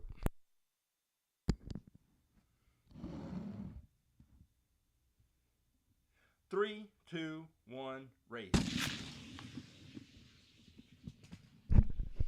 Vampyra took it, and that was not really all that close.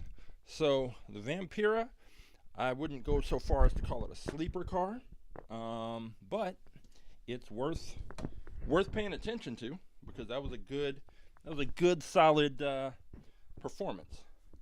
So let me grab the Vampyra, and we have the Vampyra, and we have the Ghoul Mobile, and we are now kind of slowly but surely working our way down and through. Let's go with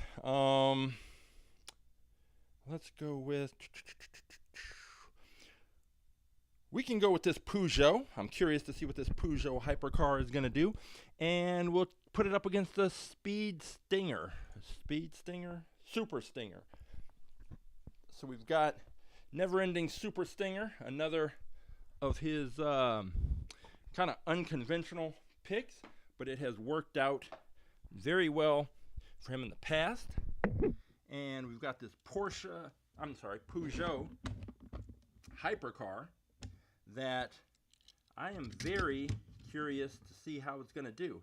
So it's a wide car. It's one of our widest cars. Like, it just fits into the launching channel, which is good, because that means that it is going to not have to worry about bouncing around the track, wobbling around, none of that. But it is a heavier car. So much like the Cadillac Hypercar, that could come into play. And so the Super Stinger is in lane 1. The Hypercar, Peugeot, is in lane 2. And we are ready. Race 1, here we go.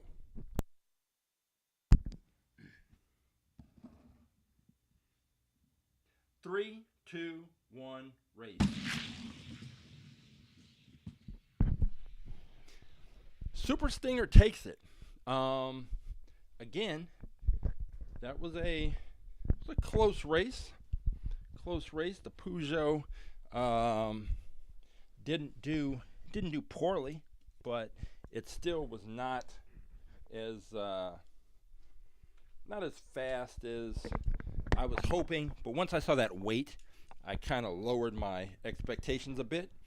I may have to do at some point a Peugeot versus Cadillac Hypercar race just to see which of those two is the the fastest of the hypercars. We're going to switch lanes, putting the Peugeot in lane 1. Super Stinger is in lane 2. Race 2, here we go. 3, 2, 1, race. Okay, the Peugeot is like, I've got it. They don't call me a hypercar for nothing. Peugeot takes that race. And so now we have 1 race to 1 race. And we are going to race number 3, the Peugeot. I really do like the width of that car because it means that you kind of take the issues of friction, additional friction, out of the equation because it's not going to bounce around the track. There is the friction with the wheels touching the track, of course, but that's not what we're talking about. We're talking about the extra additional friction that occurs when cars bounce around the track and scrape up against the sides of the track. That is not the case with the Peugeot. Peugeot is ready and good to go. Peugeot is in lane 2. The Super Stinger is in lane 1. Race 3. Here we go.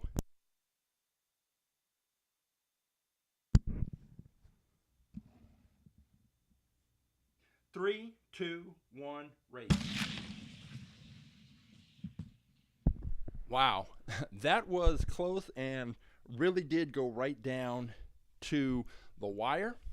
But as you can tell from the solid red light, the winner of that race was the Super Stinger by, I can't tell by how much, but I know it was close because I had to just wait until the lights came up to indicate and let me know which car won. So we have the Super Stinger moving on, and the Peugeot goes back to the garage, but it made a good showing for itself. We are kind of narrowing this thing down. Let's go ahead. It's got to happen sooner or later. We're going to go with the SlideKick, and we're going to put the SlideKick in there against the Night Shifter. The Night Shifter is one of our Halloween-themed cars. The SlideKick is Roughshod's pick, and Roughshod is going with just trying to get the SlideKick back to the top of the mountain and seeing if it can actually win the title and hang on to the title. We're going to see, but it's got to beat these other cars, and there may be a car in here that today is the faster car. The SlideKick has been beaten in the past, but it's been beaten by absolute, like, legendary cars. It hasn't been beaten by just any average car into the fleet. All right, we've got the SlideKick in lane 1. We've got the Night Shifter in lane 2. Race number 1, here we go. 3, 2, 1, race. SlideKick, man. It's ready. It is ready, and we're going to find out. We are going to find out. It seems almost inevitable from the point when Roughshod picked the SlideKick on Wednesday. It seemed like we kind of knew the direction things were headed in. It's not completely over, but you saw that margin of victory over the Night Shifter, and it's unlikely. Like, I didn't see any problems with the Night Shifter launch. And if a car doesn't have a problem with the launch, then usually what you saw from the car is what you're going to get. And it's not like it's suddenly going to get better to close that kind of gap. Now, when it's a close race like the last one, either car can take it. When it's a gap that big and one car didn't have a problem with the launch, I don't know. So we switched them up. SlideKick is in lane 2. Night Shifter's in lane 1. Race 2. Here we go. 3, 2, 1, race. Why do I even bother talking? Why do I open my mouth? Because just when I'm like burying the Night Shifter on this Halloween edition, it rises from the dead and takes a race. It beat out the SlideKick. How? Why? I don't know. I guess this is just the day, the season of strange, odd, peculiar things. And the Night Shifter, one of the Halloween edition cars, is ready to go to a third race. And I wasn't expecting it, and I didn't see anything so much wrong with either car's launch. So which Night Shifter is the real Night Shifter? Which SlideKick is the real SlideKick? I think the real questions lie with the Night Shifter, because it got absolutely blown out in that first race. Second race, it wins. I don't know. Not sure what's going on, but we're going to see. It would be crazy if the SlideKick's dreams of capturing the championship, now that the Blitz Speeder has been taken out of the picture, the SlideKick came in, roughshod in the SlideKick, saw a clear path to the title, and now the Night Shifter is sitting here with totally different plans, and we are one race away from finding out if the SlideKick is going to continue on towards the title showdown, or if it's going to be a wrap right here. We've got the Night Shifter in lane 2. We've got the SlideKick in lane 1. Race 3. Here we go.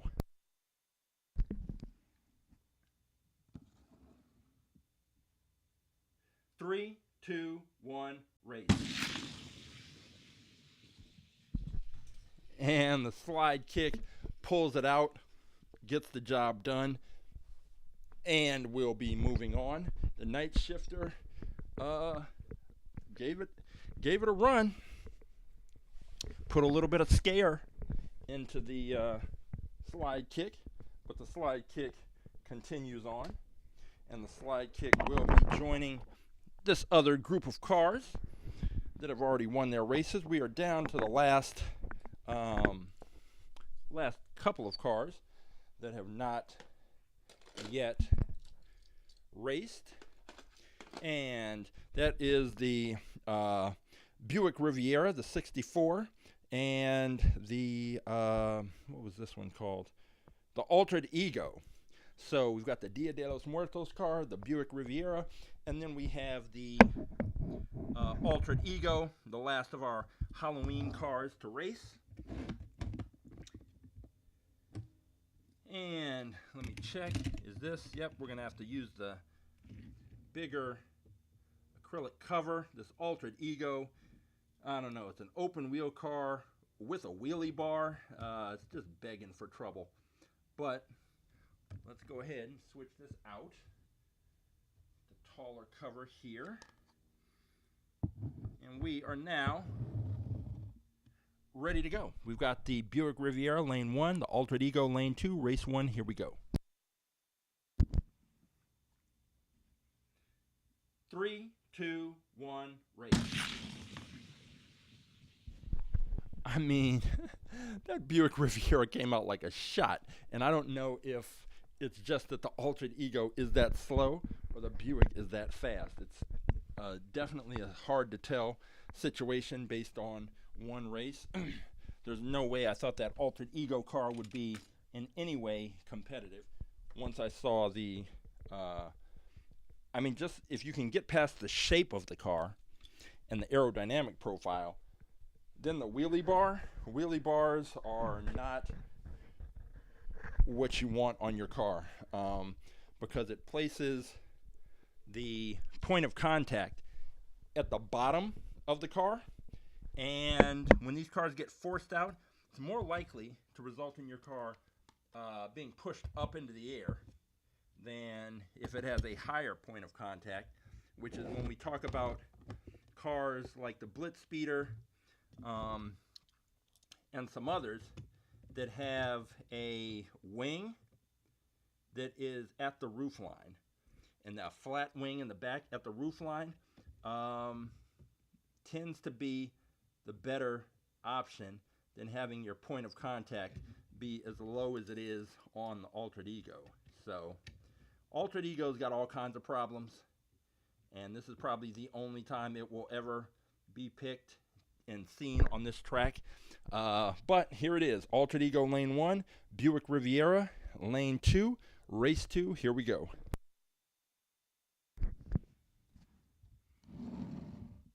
Three, two, one, race. Buick takes it. Now I did notice that Buick did start to slow a bit towards the end, but it had built up such a big lead that it really didn't matter. But it will matter as it starts to face better competition and faster cars. You cannot have a car that starts to slow at the end and expect that that luck is going to hold up. Eventually, you're going to run into a car that maintains its speed and just beats you out. All right, we are now down to a handful of cars here, and cars that are waiting to challenge the Batmobile. We have the Diesel Duty, the Skull Crusher. We have the Street Creeper, the LB-Silhouette, blah, blah, blah, Vampyra, Super Stinger, Stalker, and the SlideKick, and the Riviera. We're going to go, let's just go Skull Crusher versus Riviera. We'll do that right now. See what we get. Don't need that big cover. We will get with the standard cover right here. Skull Crusher was Christopher's pick for this Halloween edition of races. We have the Skull Crusher in lane 2, lined up, ready to go. The Buick Riviera, the Dia de los Muertos car, in lane 1. Here we go, race 1, here we go. 3, 2, 1, race. Skull Crusher takes it, and pretty impressive performance. I think we were asking the question of not being sure how the aerodynamics of the Skull Crusher's shape would affect the car, and it seems like it's doing pretty well for itself. Pretty well these first couple of races, and we'll see if that continues. And we will, I think we've put the Skull Shaker, or Skull Crusher. Yeah. The Skull Crusher, we've put it in the wind tunnel before, and it's just one of those fantasy cars that it's hard to really get a sense of the true aerodynamic profile, just because it's such a uniquely shaped car. All right, we switch lanes. We have the Skull Crusher in lane 1. We have the Buick Riviera in lane 2. Race number 2, here we go.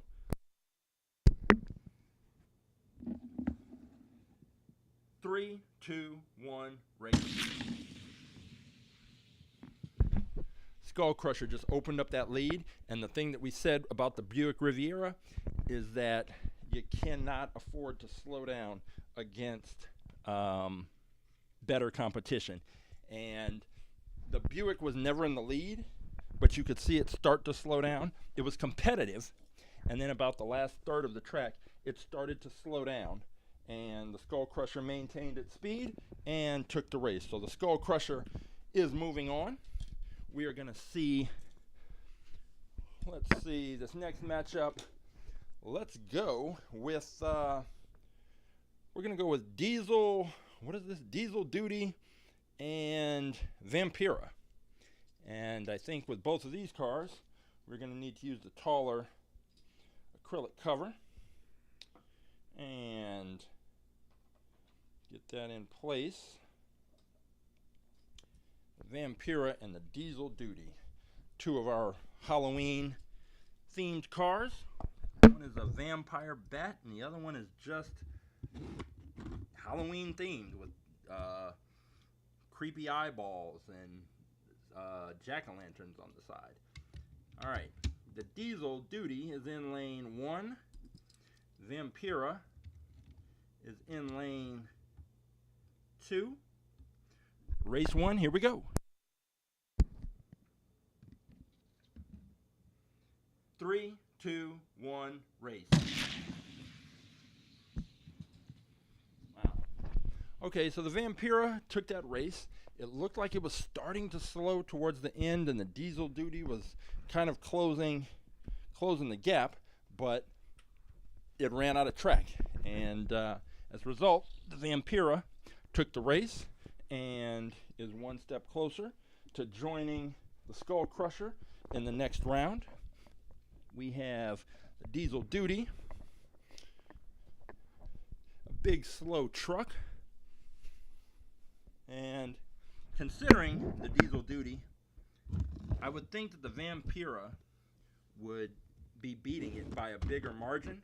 That's not the case, and that could be trouble down the line, because the Vampyra should probably be beating a big truck by a lot. But hey, you just have to win. Vampyra in lane 1, diesel duty in lane 2, race 2, here we go. 3, 2, 1, race. Vampyra got off to a weird start. It kind of slid to the side. It didn't completely go up on the barricade, but it definitely turned not turned sideways, but was at an angle. Then it corrected itself and completed the race and took out the diesel duty. It's like with the Buick Riviera. It's the kind of mistake that is okay. You can get away with against a slower car. Against a faster car, that won't work at all. That's not going to be good enough. But it's moved up. All right, next up, we're going to go. We're going to go with the Street Creeper against the LB-Silhouette Works GT Nissan. Blah blah blah. That one. Street Creeper. Street Creeper did very well. First race. Let me switch out the acrylic covers. Come here. All right. We're getting down to the wire. Are any of our Halloween themed cars going to make it all the way to the end? We are going to find out. So the LB Silhouette Works GT Nissan 35 GT RR version 2 is in lane 2. And the Street Creeper is in lane 1. Race 1, here we go. 3, 2, 1, race. LB Silhouette Works blip, blip, blip, blip, blip, takes the race. And we will now be seeing if it can make it 2 in a row. That race was not particularly close, but you never know what can happen. And we are going to see if the Street Creeper is going to do it. We have 3 Halloween themed cars still in the mix. Skull Crusher, Vampyra, and the Street Creeper. But the Street Creeper is 1 loss away from heading to that Halloween Hot Wheels graveyard, along with some of these other cars we've seen today. All right. LB is in lane 1. Street Creeper's in lane 2. Race 2, here we go. 3, 2, 1, race. LB did work, and took that race. So now we are ready to go. Let's see. We are getting closer. That's 1 more Halloween themed car that is out. And we are going to see. Let's see, what's this next matchup going to be? Next matchup will be, we're going to go, it's going to be Never Ending versus Beyblader. We're going to go Stock Car versus Super Stinger. And see which of these cars is going to move on. Still got Roughshod SlideKick sitting there, just waiting on whichever car comes out of this mix. The SlideKick I would think the confidence would be a little shaken after it got beaten by the night shifter, but you can always just brush that off as a one-off situation, maybe. All right, we've got the stock car in lane 2. We've got the Super Stinger in lane 1. Race 1, here we go.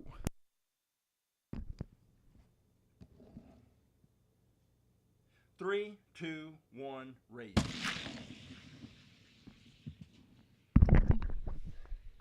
The stock car takes it, and that is one win closer to moving on and finding out if it's got what it takes to take on and take out the Batmobile, which is our fastest in fleet car. So that's what all these cars are trying to, the race they're trying to get to, the title they're trying to take. We're going to switch lanes here, and we will get the stock car in lane 1. We will put the Super Stinger in lane 2. And race number 2, here we go. 3, 2, 1, race. Super Stinger, not done yet. Never ending, still in the fight. We have a third and decisive race coming up, and we will see. This Super Stinger, very unique design, and the stock car, pretty traditional, standard. So it's not, I mean, the stock car is still a fantasy car, but it's closer to a real car. So a little fantasy versus reality situation. And swing these cars around, switch it up, and put Super Stinger back in lane 1. And the stocker in lane 2. Presuming it will stay in place. There we go. Stock car lane 2, Super Stinger lane 1, race 2, here we go. Race 3, here we go.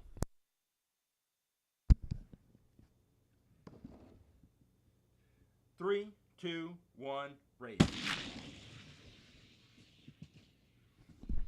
Once again, this Super Stinger loves taking it down to the wire, just as it did against the Peugeot. I mean, right at the end, I couldn't tell which car was going to win until I saw the lights, and I've seen the light, and the light saying that the Super Stinger took that race by a nose, and it will be moving on.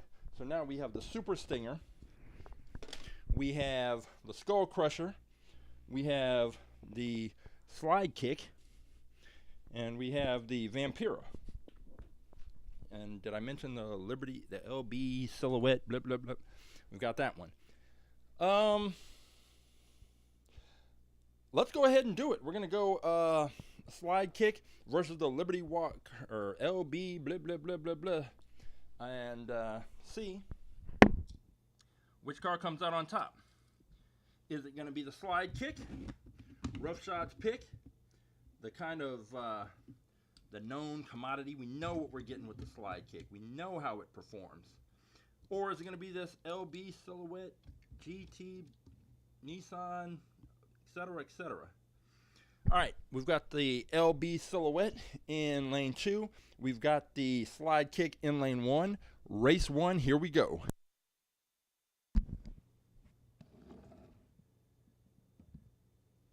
Three, two, one, race. SlideKick takes it with ease, and we are one step closer.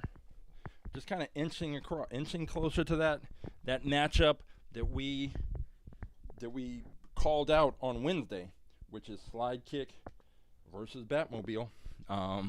It's not a guarantee yet, but with each race, we're moving one step closer to that. And that is what Roughshod had in mind when he picked the car. And we are going to see if that is still the way it plays out. But we still have another race to run at least. SlideKick has already lost one race today, but maybe that was a fluke. Who knows? SlideKick is now in lane 2. The LB-Silhouette is in lane 1. Race 2, here we go. 3, 2, 1, race. Uh-oh.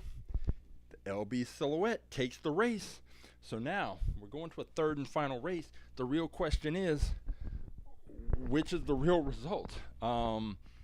Should we expect the LB-Silhouette?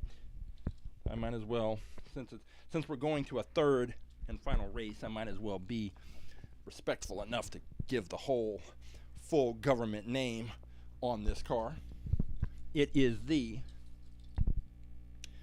LB-Silhouette Works GT Nissan 35 GT RR version 2. And it is now going to move back to lane number 2.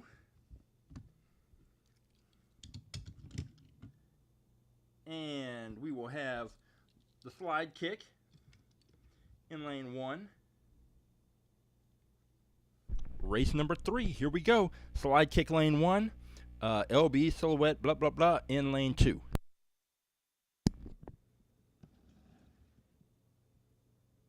Three, 2, 1, race.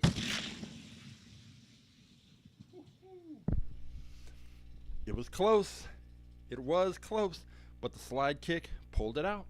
And that means that we are down to, we're down to the Super Stinger, the SlideKick, the Skull Crusher, and the Vampyra. We are going to go next with, since I think I want to keep one of our Halloween themed cars in the mix, we're going to go with Vampyra versus Super Stinger. So I am going to switch out the cover, and we'll go with the Vampyra will be in lane 1.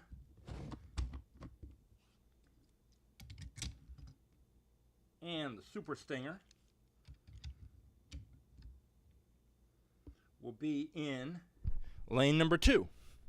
So here we go. Vampyra lane 1, Super Stinger lane 2, race 1. Here we go.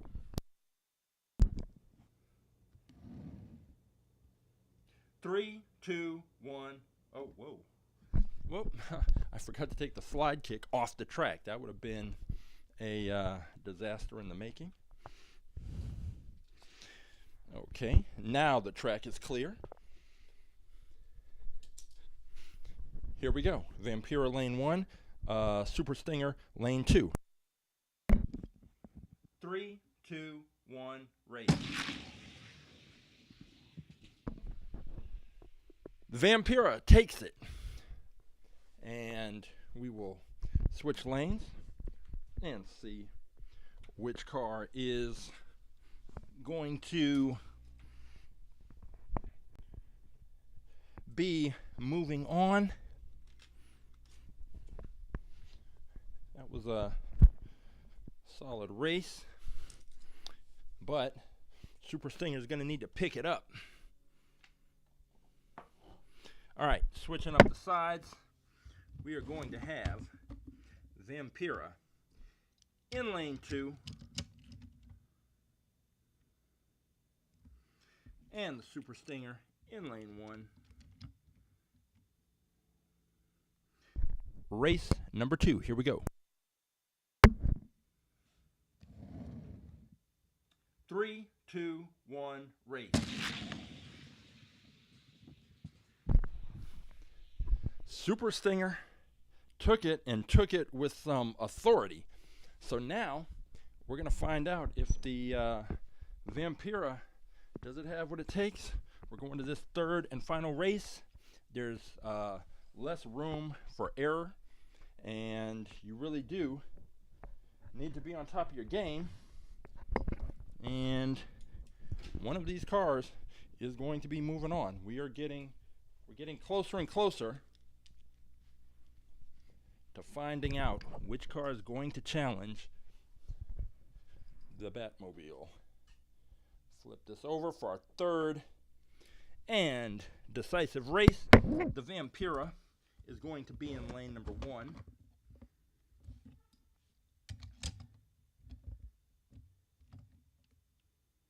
And lane 2 is going to be Super Stinger.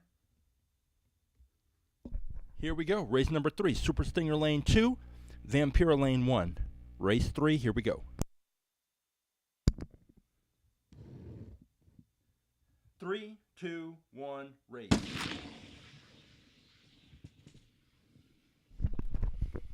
Vampyra takes it. So Vampyra moves on. We are now looking at Vampyra. We are looking at the LB. Wait a minute. Was the LB blah blah blah blah blah? I guess that's still in, unless I made a mistake with the with handling the car. Wait, no. Didn't we have? Yeah, the LB Silhouette thing. It lost to the SlideKick. I don't know how I didn't already put that one away. All right, so that means we are down to Vampyra, the SlideKick, and the Skull Crusher. So let me put this one away. And let's go. We're going Skull Crusher versus SlideKick. This is it. Skull Crusher versus SlideKick. And we will see if the SlideKick is going to have any further barrier to getting to the finals matchup. We're going to load the Skull Crusher into lane 1. We're going to put the SlideKick in lane 2.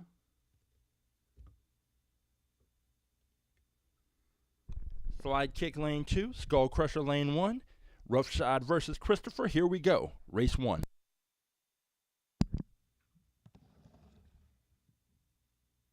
Three, 2, 1, race.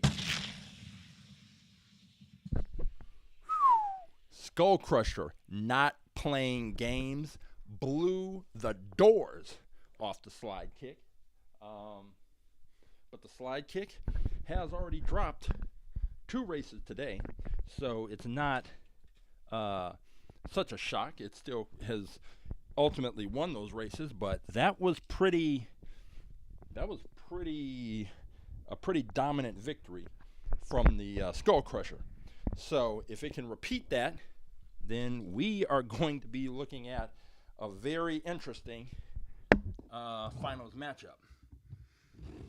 Okay. This is it. We know what the SlideKick can do. We know it's one of our fastest cars historically. But you got to win. The SlideKick has come up short numerous times. But usually that was against the Blitz Speeder. This is against the Skull Crusher. This is race 2. SlideKick's in lane 1. Skull Crusher in lane 2. Race 2. Here we go.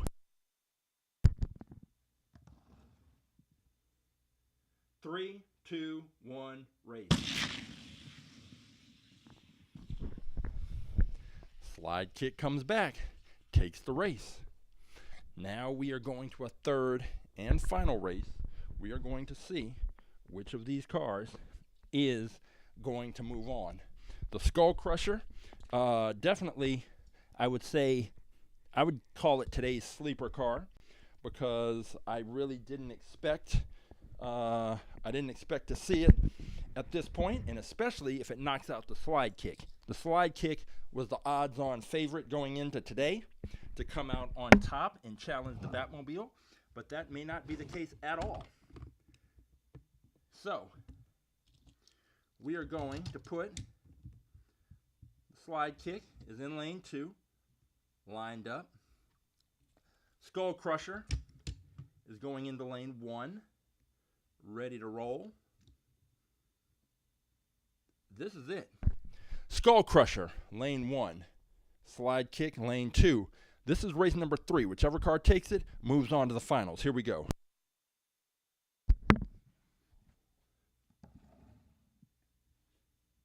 Three, two, one, race. Oh, that race was so close. And it was just right at the end. The Skull Crusher just slowed down just enough to let the SlideKick pass it by. You see from the solid red light just how close it was. You could see that the Skull Crusher had a lead, and then it just started to fade towards the end. It just started fading out, and it was, get that reset. It was just not enough. And it's hard to say because the Skull Crusher was doing very well, but it just didn't have it. Just didn't have it right there at the end. It needed just a little bit more, a little bit less drag to keep its speed up, and it would have been there, but it's not. So now we're looking at the Vampyra versus the Super Stinger to see which car is going to challenge the SlideKick to ultimately face off against the Batmobile. So let's go. Get this taller acrylic cover, or this one with this two-sided cover on here.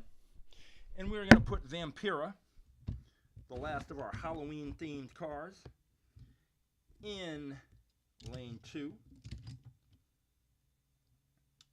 And we will put the Super Stinger in lane 1. Race 1, here we go. Super Stinger lane 1, Vampyra lane 2. 3, 2, 1, race. Super Stinger takes that race. We are going to switch sides, and we are one race closer to seeing which of these cars is going to challenge the SlideKick for today's title, and which car is ultimately going to move on to face off against the Batmobile.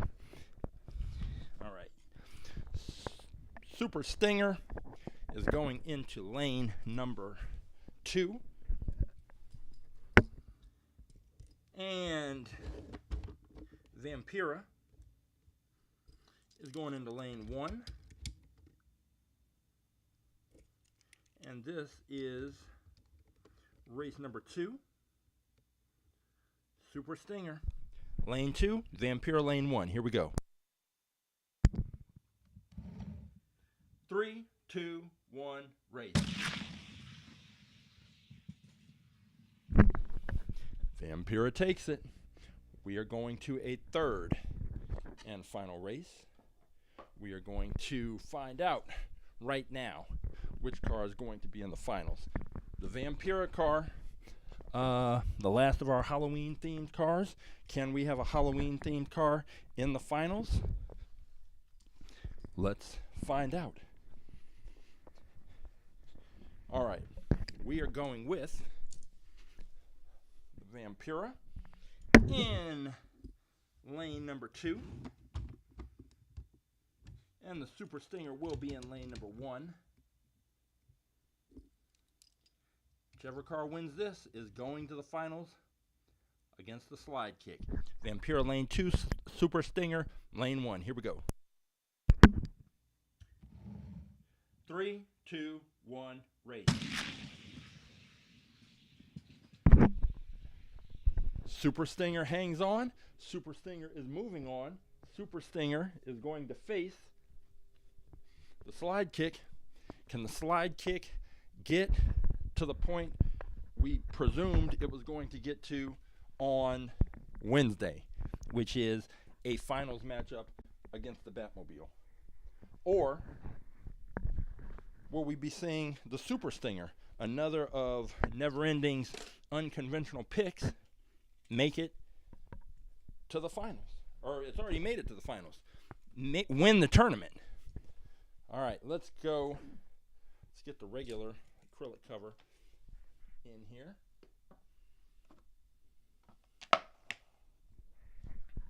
And get these cars all set up. And we'll drop the Super Stinger in lane 1. And put the SlideKick in lane 2. All right, this is our finals. We have the SlideKick versus the Super Stinger. Super Stinger's in lane 1, SlideKick's in lane 2. Race number 1. Here we go. This is the finals.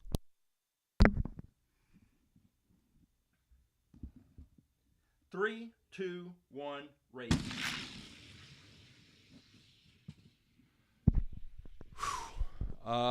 Super Stinger took it by a little bit. Not by a lot. Not by a lot at all. Took it by just a little bit. But that's all you need to do to win. But we've been here and seen this before. The SlideKick dropping the first race and then came back just a minute ago and won the next 2. It can happen. It's not unusual. Can it happen again? That's the big question. I've got this track. Can it happen again?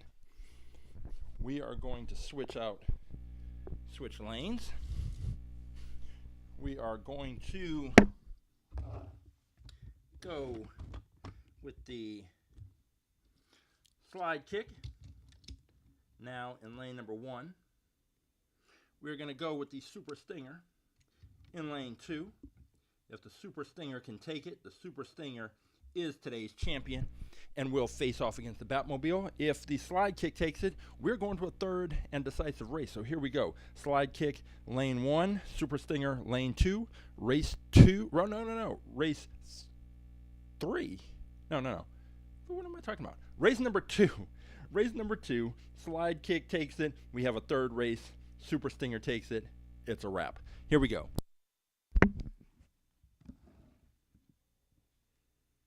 3, 2, 1, race. Super Stinger hangs on, knocks out the SlideKick. SlideKick was right there on its tail, doing everything it could to try and close that gap. But the difference between the Super Stinger and some other cars we've seen is the Super Stinger didn't slow down towards the back end of the track. Had it been like the Buick Riviera or some of the other cars that slowed down at the back end, then what would have happened is the SlideKick would have caught it, because the SlideKick was trying to close that distance, and it was closing it, but just not fast enough.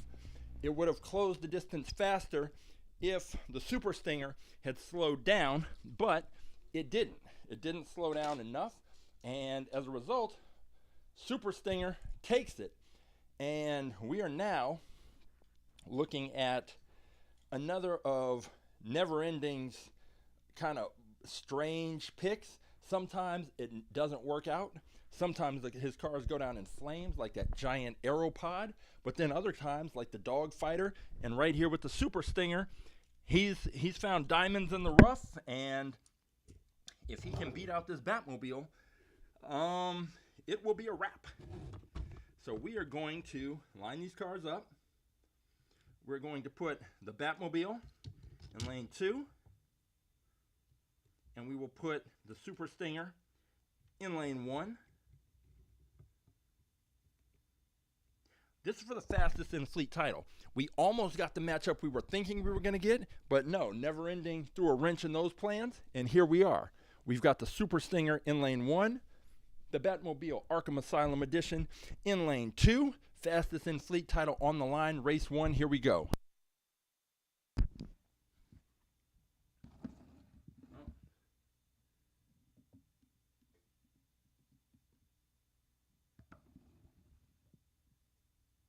Three, two, one, race. Batmobile took it, and that is just the first race. Of course, we're going to switch lanes, but this Batmobile has been waiting around looking at these Halloween-themed cars and looking at the black track and all of the things that have happened today, and was just waiting for a challenger. And the challenger showed up, and the challenger was defeated in the first race, but that's just one. We go best of three. So we are going to find out right here, right now, if the Batmobile is going to make it a clean sweep, or if the Super Stinger is going to be able to make it close. Let's see if that is the case. Gotta get it lined up. Super Stinger. All right. Super Stinger is now in lane 2. Batmobile Arkham Asylum Edition, fastest in fleet car, is in lane 1. Race number 2. Here we go.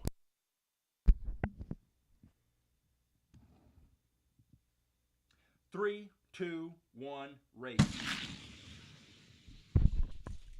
The Super Stinger was not ready to go. Never Ending's picks always surprise, and here we go. We are going to a third and final race. Why? Because the Batmobile got beaten, and beaten badly. One thing to say is with the Batmobile, it does have that one point of contact, which is that point on the wing. And so there is always a question of what kind of launch is it going to get with that single point of contact. Is it going to get a good quality launch, which it tends to do most of the time, or is it going to get some kind of funny launch? I don't know. But I didn't see anything out of the ordinary with that launch, but it lost. So I don't know. We're going to see. Third and final race. Is Never Ending going to do it again? Is he going to pull out the winning car? Is he going to pull out the car to take down our fastest in fleet champion again? He's done it before. Is he about to do it again? We're going to find out. We have the Batmobile Arkham Asylum Edition, fastest in fleet car for the past couple of weeks. It is in lane number 2. We have the Super Stinger, Never Ending's unconventional pick, in lane 1. This is race number 3. Here we go.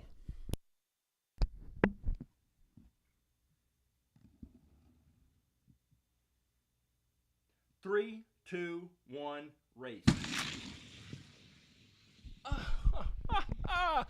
Never Ending does it again. The Super Stinger is our new fastest in fleet car. Took out the Batmobile. 3 races. It had to come back. It had to come back and win 2 races in a row after getting beaten on the first race, and it did it. We have a brand new fastest in fleet car. Let me gather up these cars, head back into the garage. We'll take a look at our new champ and see what we saw and what's coming up. I'll be right back in just a minute.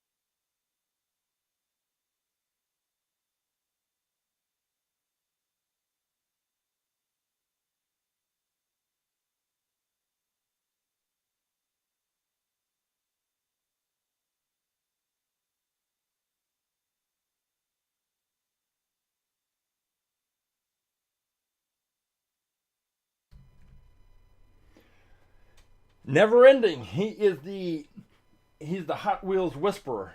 He's got some kind of sixth sense about which of these cars is going to make the biggest impression on the track. And once again, this is the second time he's done this. He did it with the Dogfighter. Dogfighter came in, took out the blitz speeder, shook up the whole at the track landscape, and now he's done it again by picking the Super Stinger.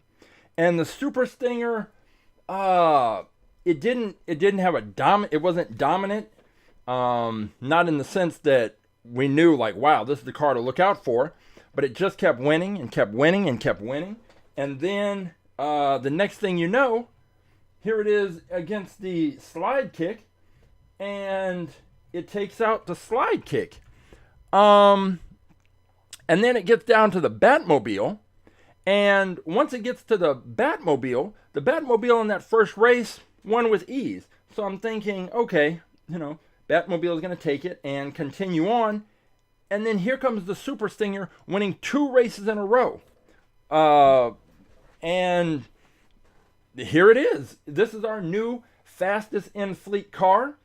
I think now every car is in play. We are back to a situation where when we first started AtTheTrack.live, we would have new fastest in fleet cars kind of on a regular basis. It was a regular thing that a car would be there for a week or two, get beaten out. Week or two, get beaten out. Then we had that long dominant stretch with the blitz speeder. The Draftnator had its moment. We had a couple of short-term champions in there, but then we had that long stretch with the Gazella R, and we had a long stretch again with the blitz speeder, and now it's just back to basically it's just back to chaos.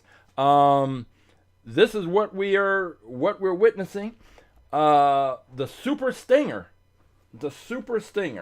is our new fastest in fleet car, and I don't know what car. I think it's wide open now. I think you can go with cars that have been picked recently, cars that are old and haven't been picked, and who knows which car is going to beat the Super Stinger. With that back end, it presses up against the launching block nicely right here, but it is still just a pretty small point of contact. And this thing can get any kind of push or launch.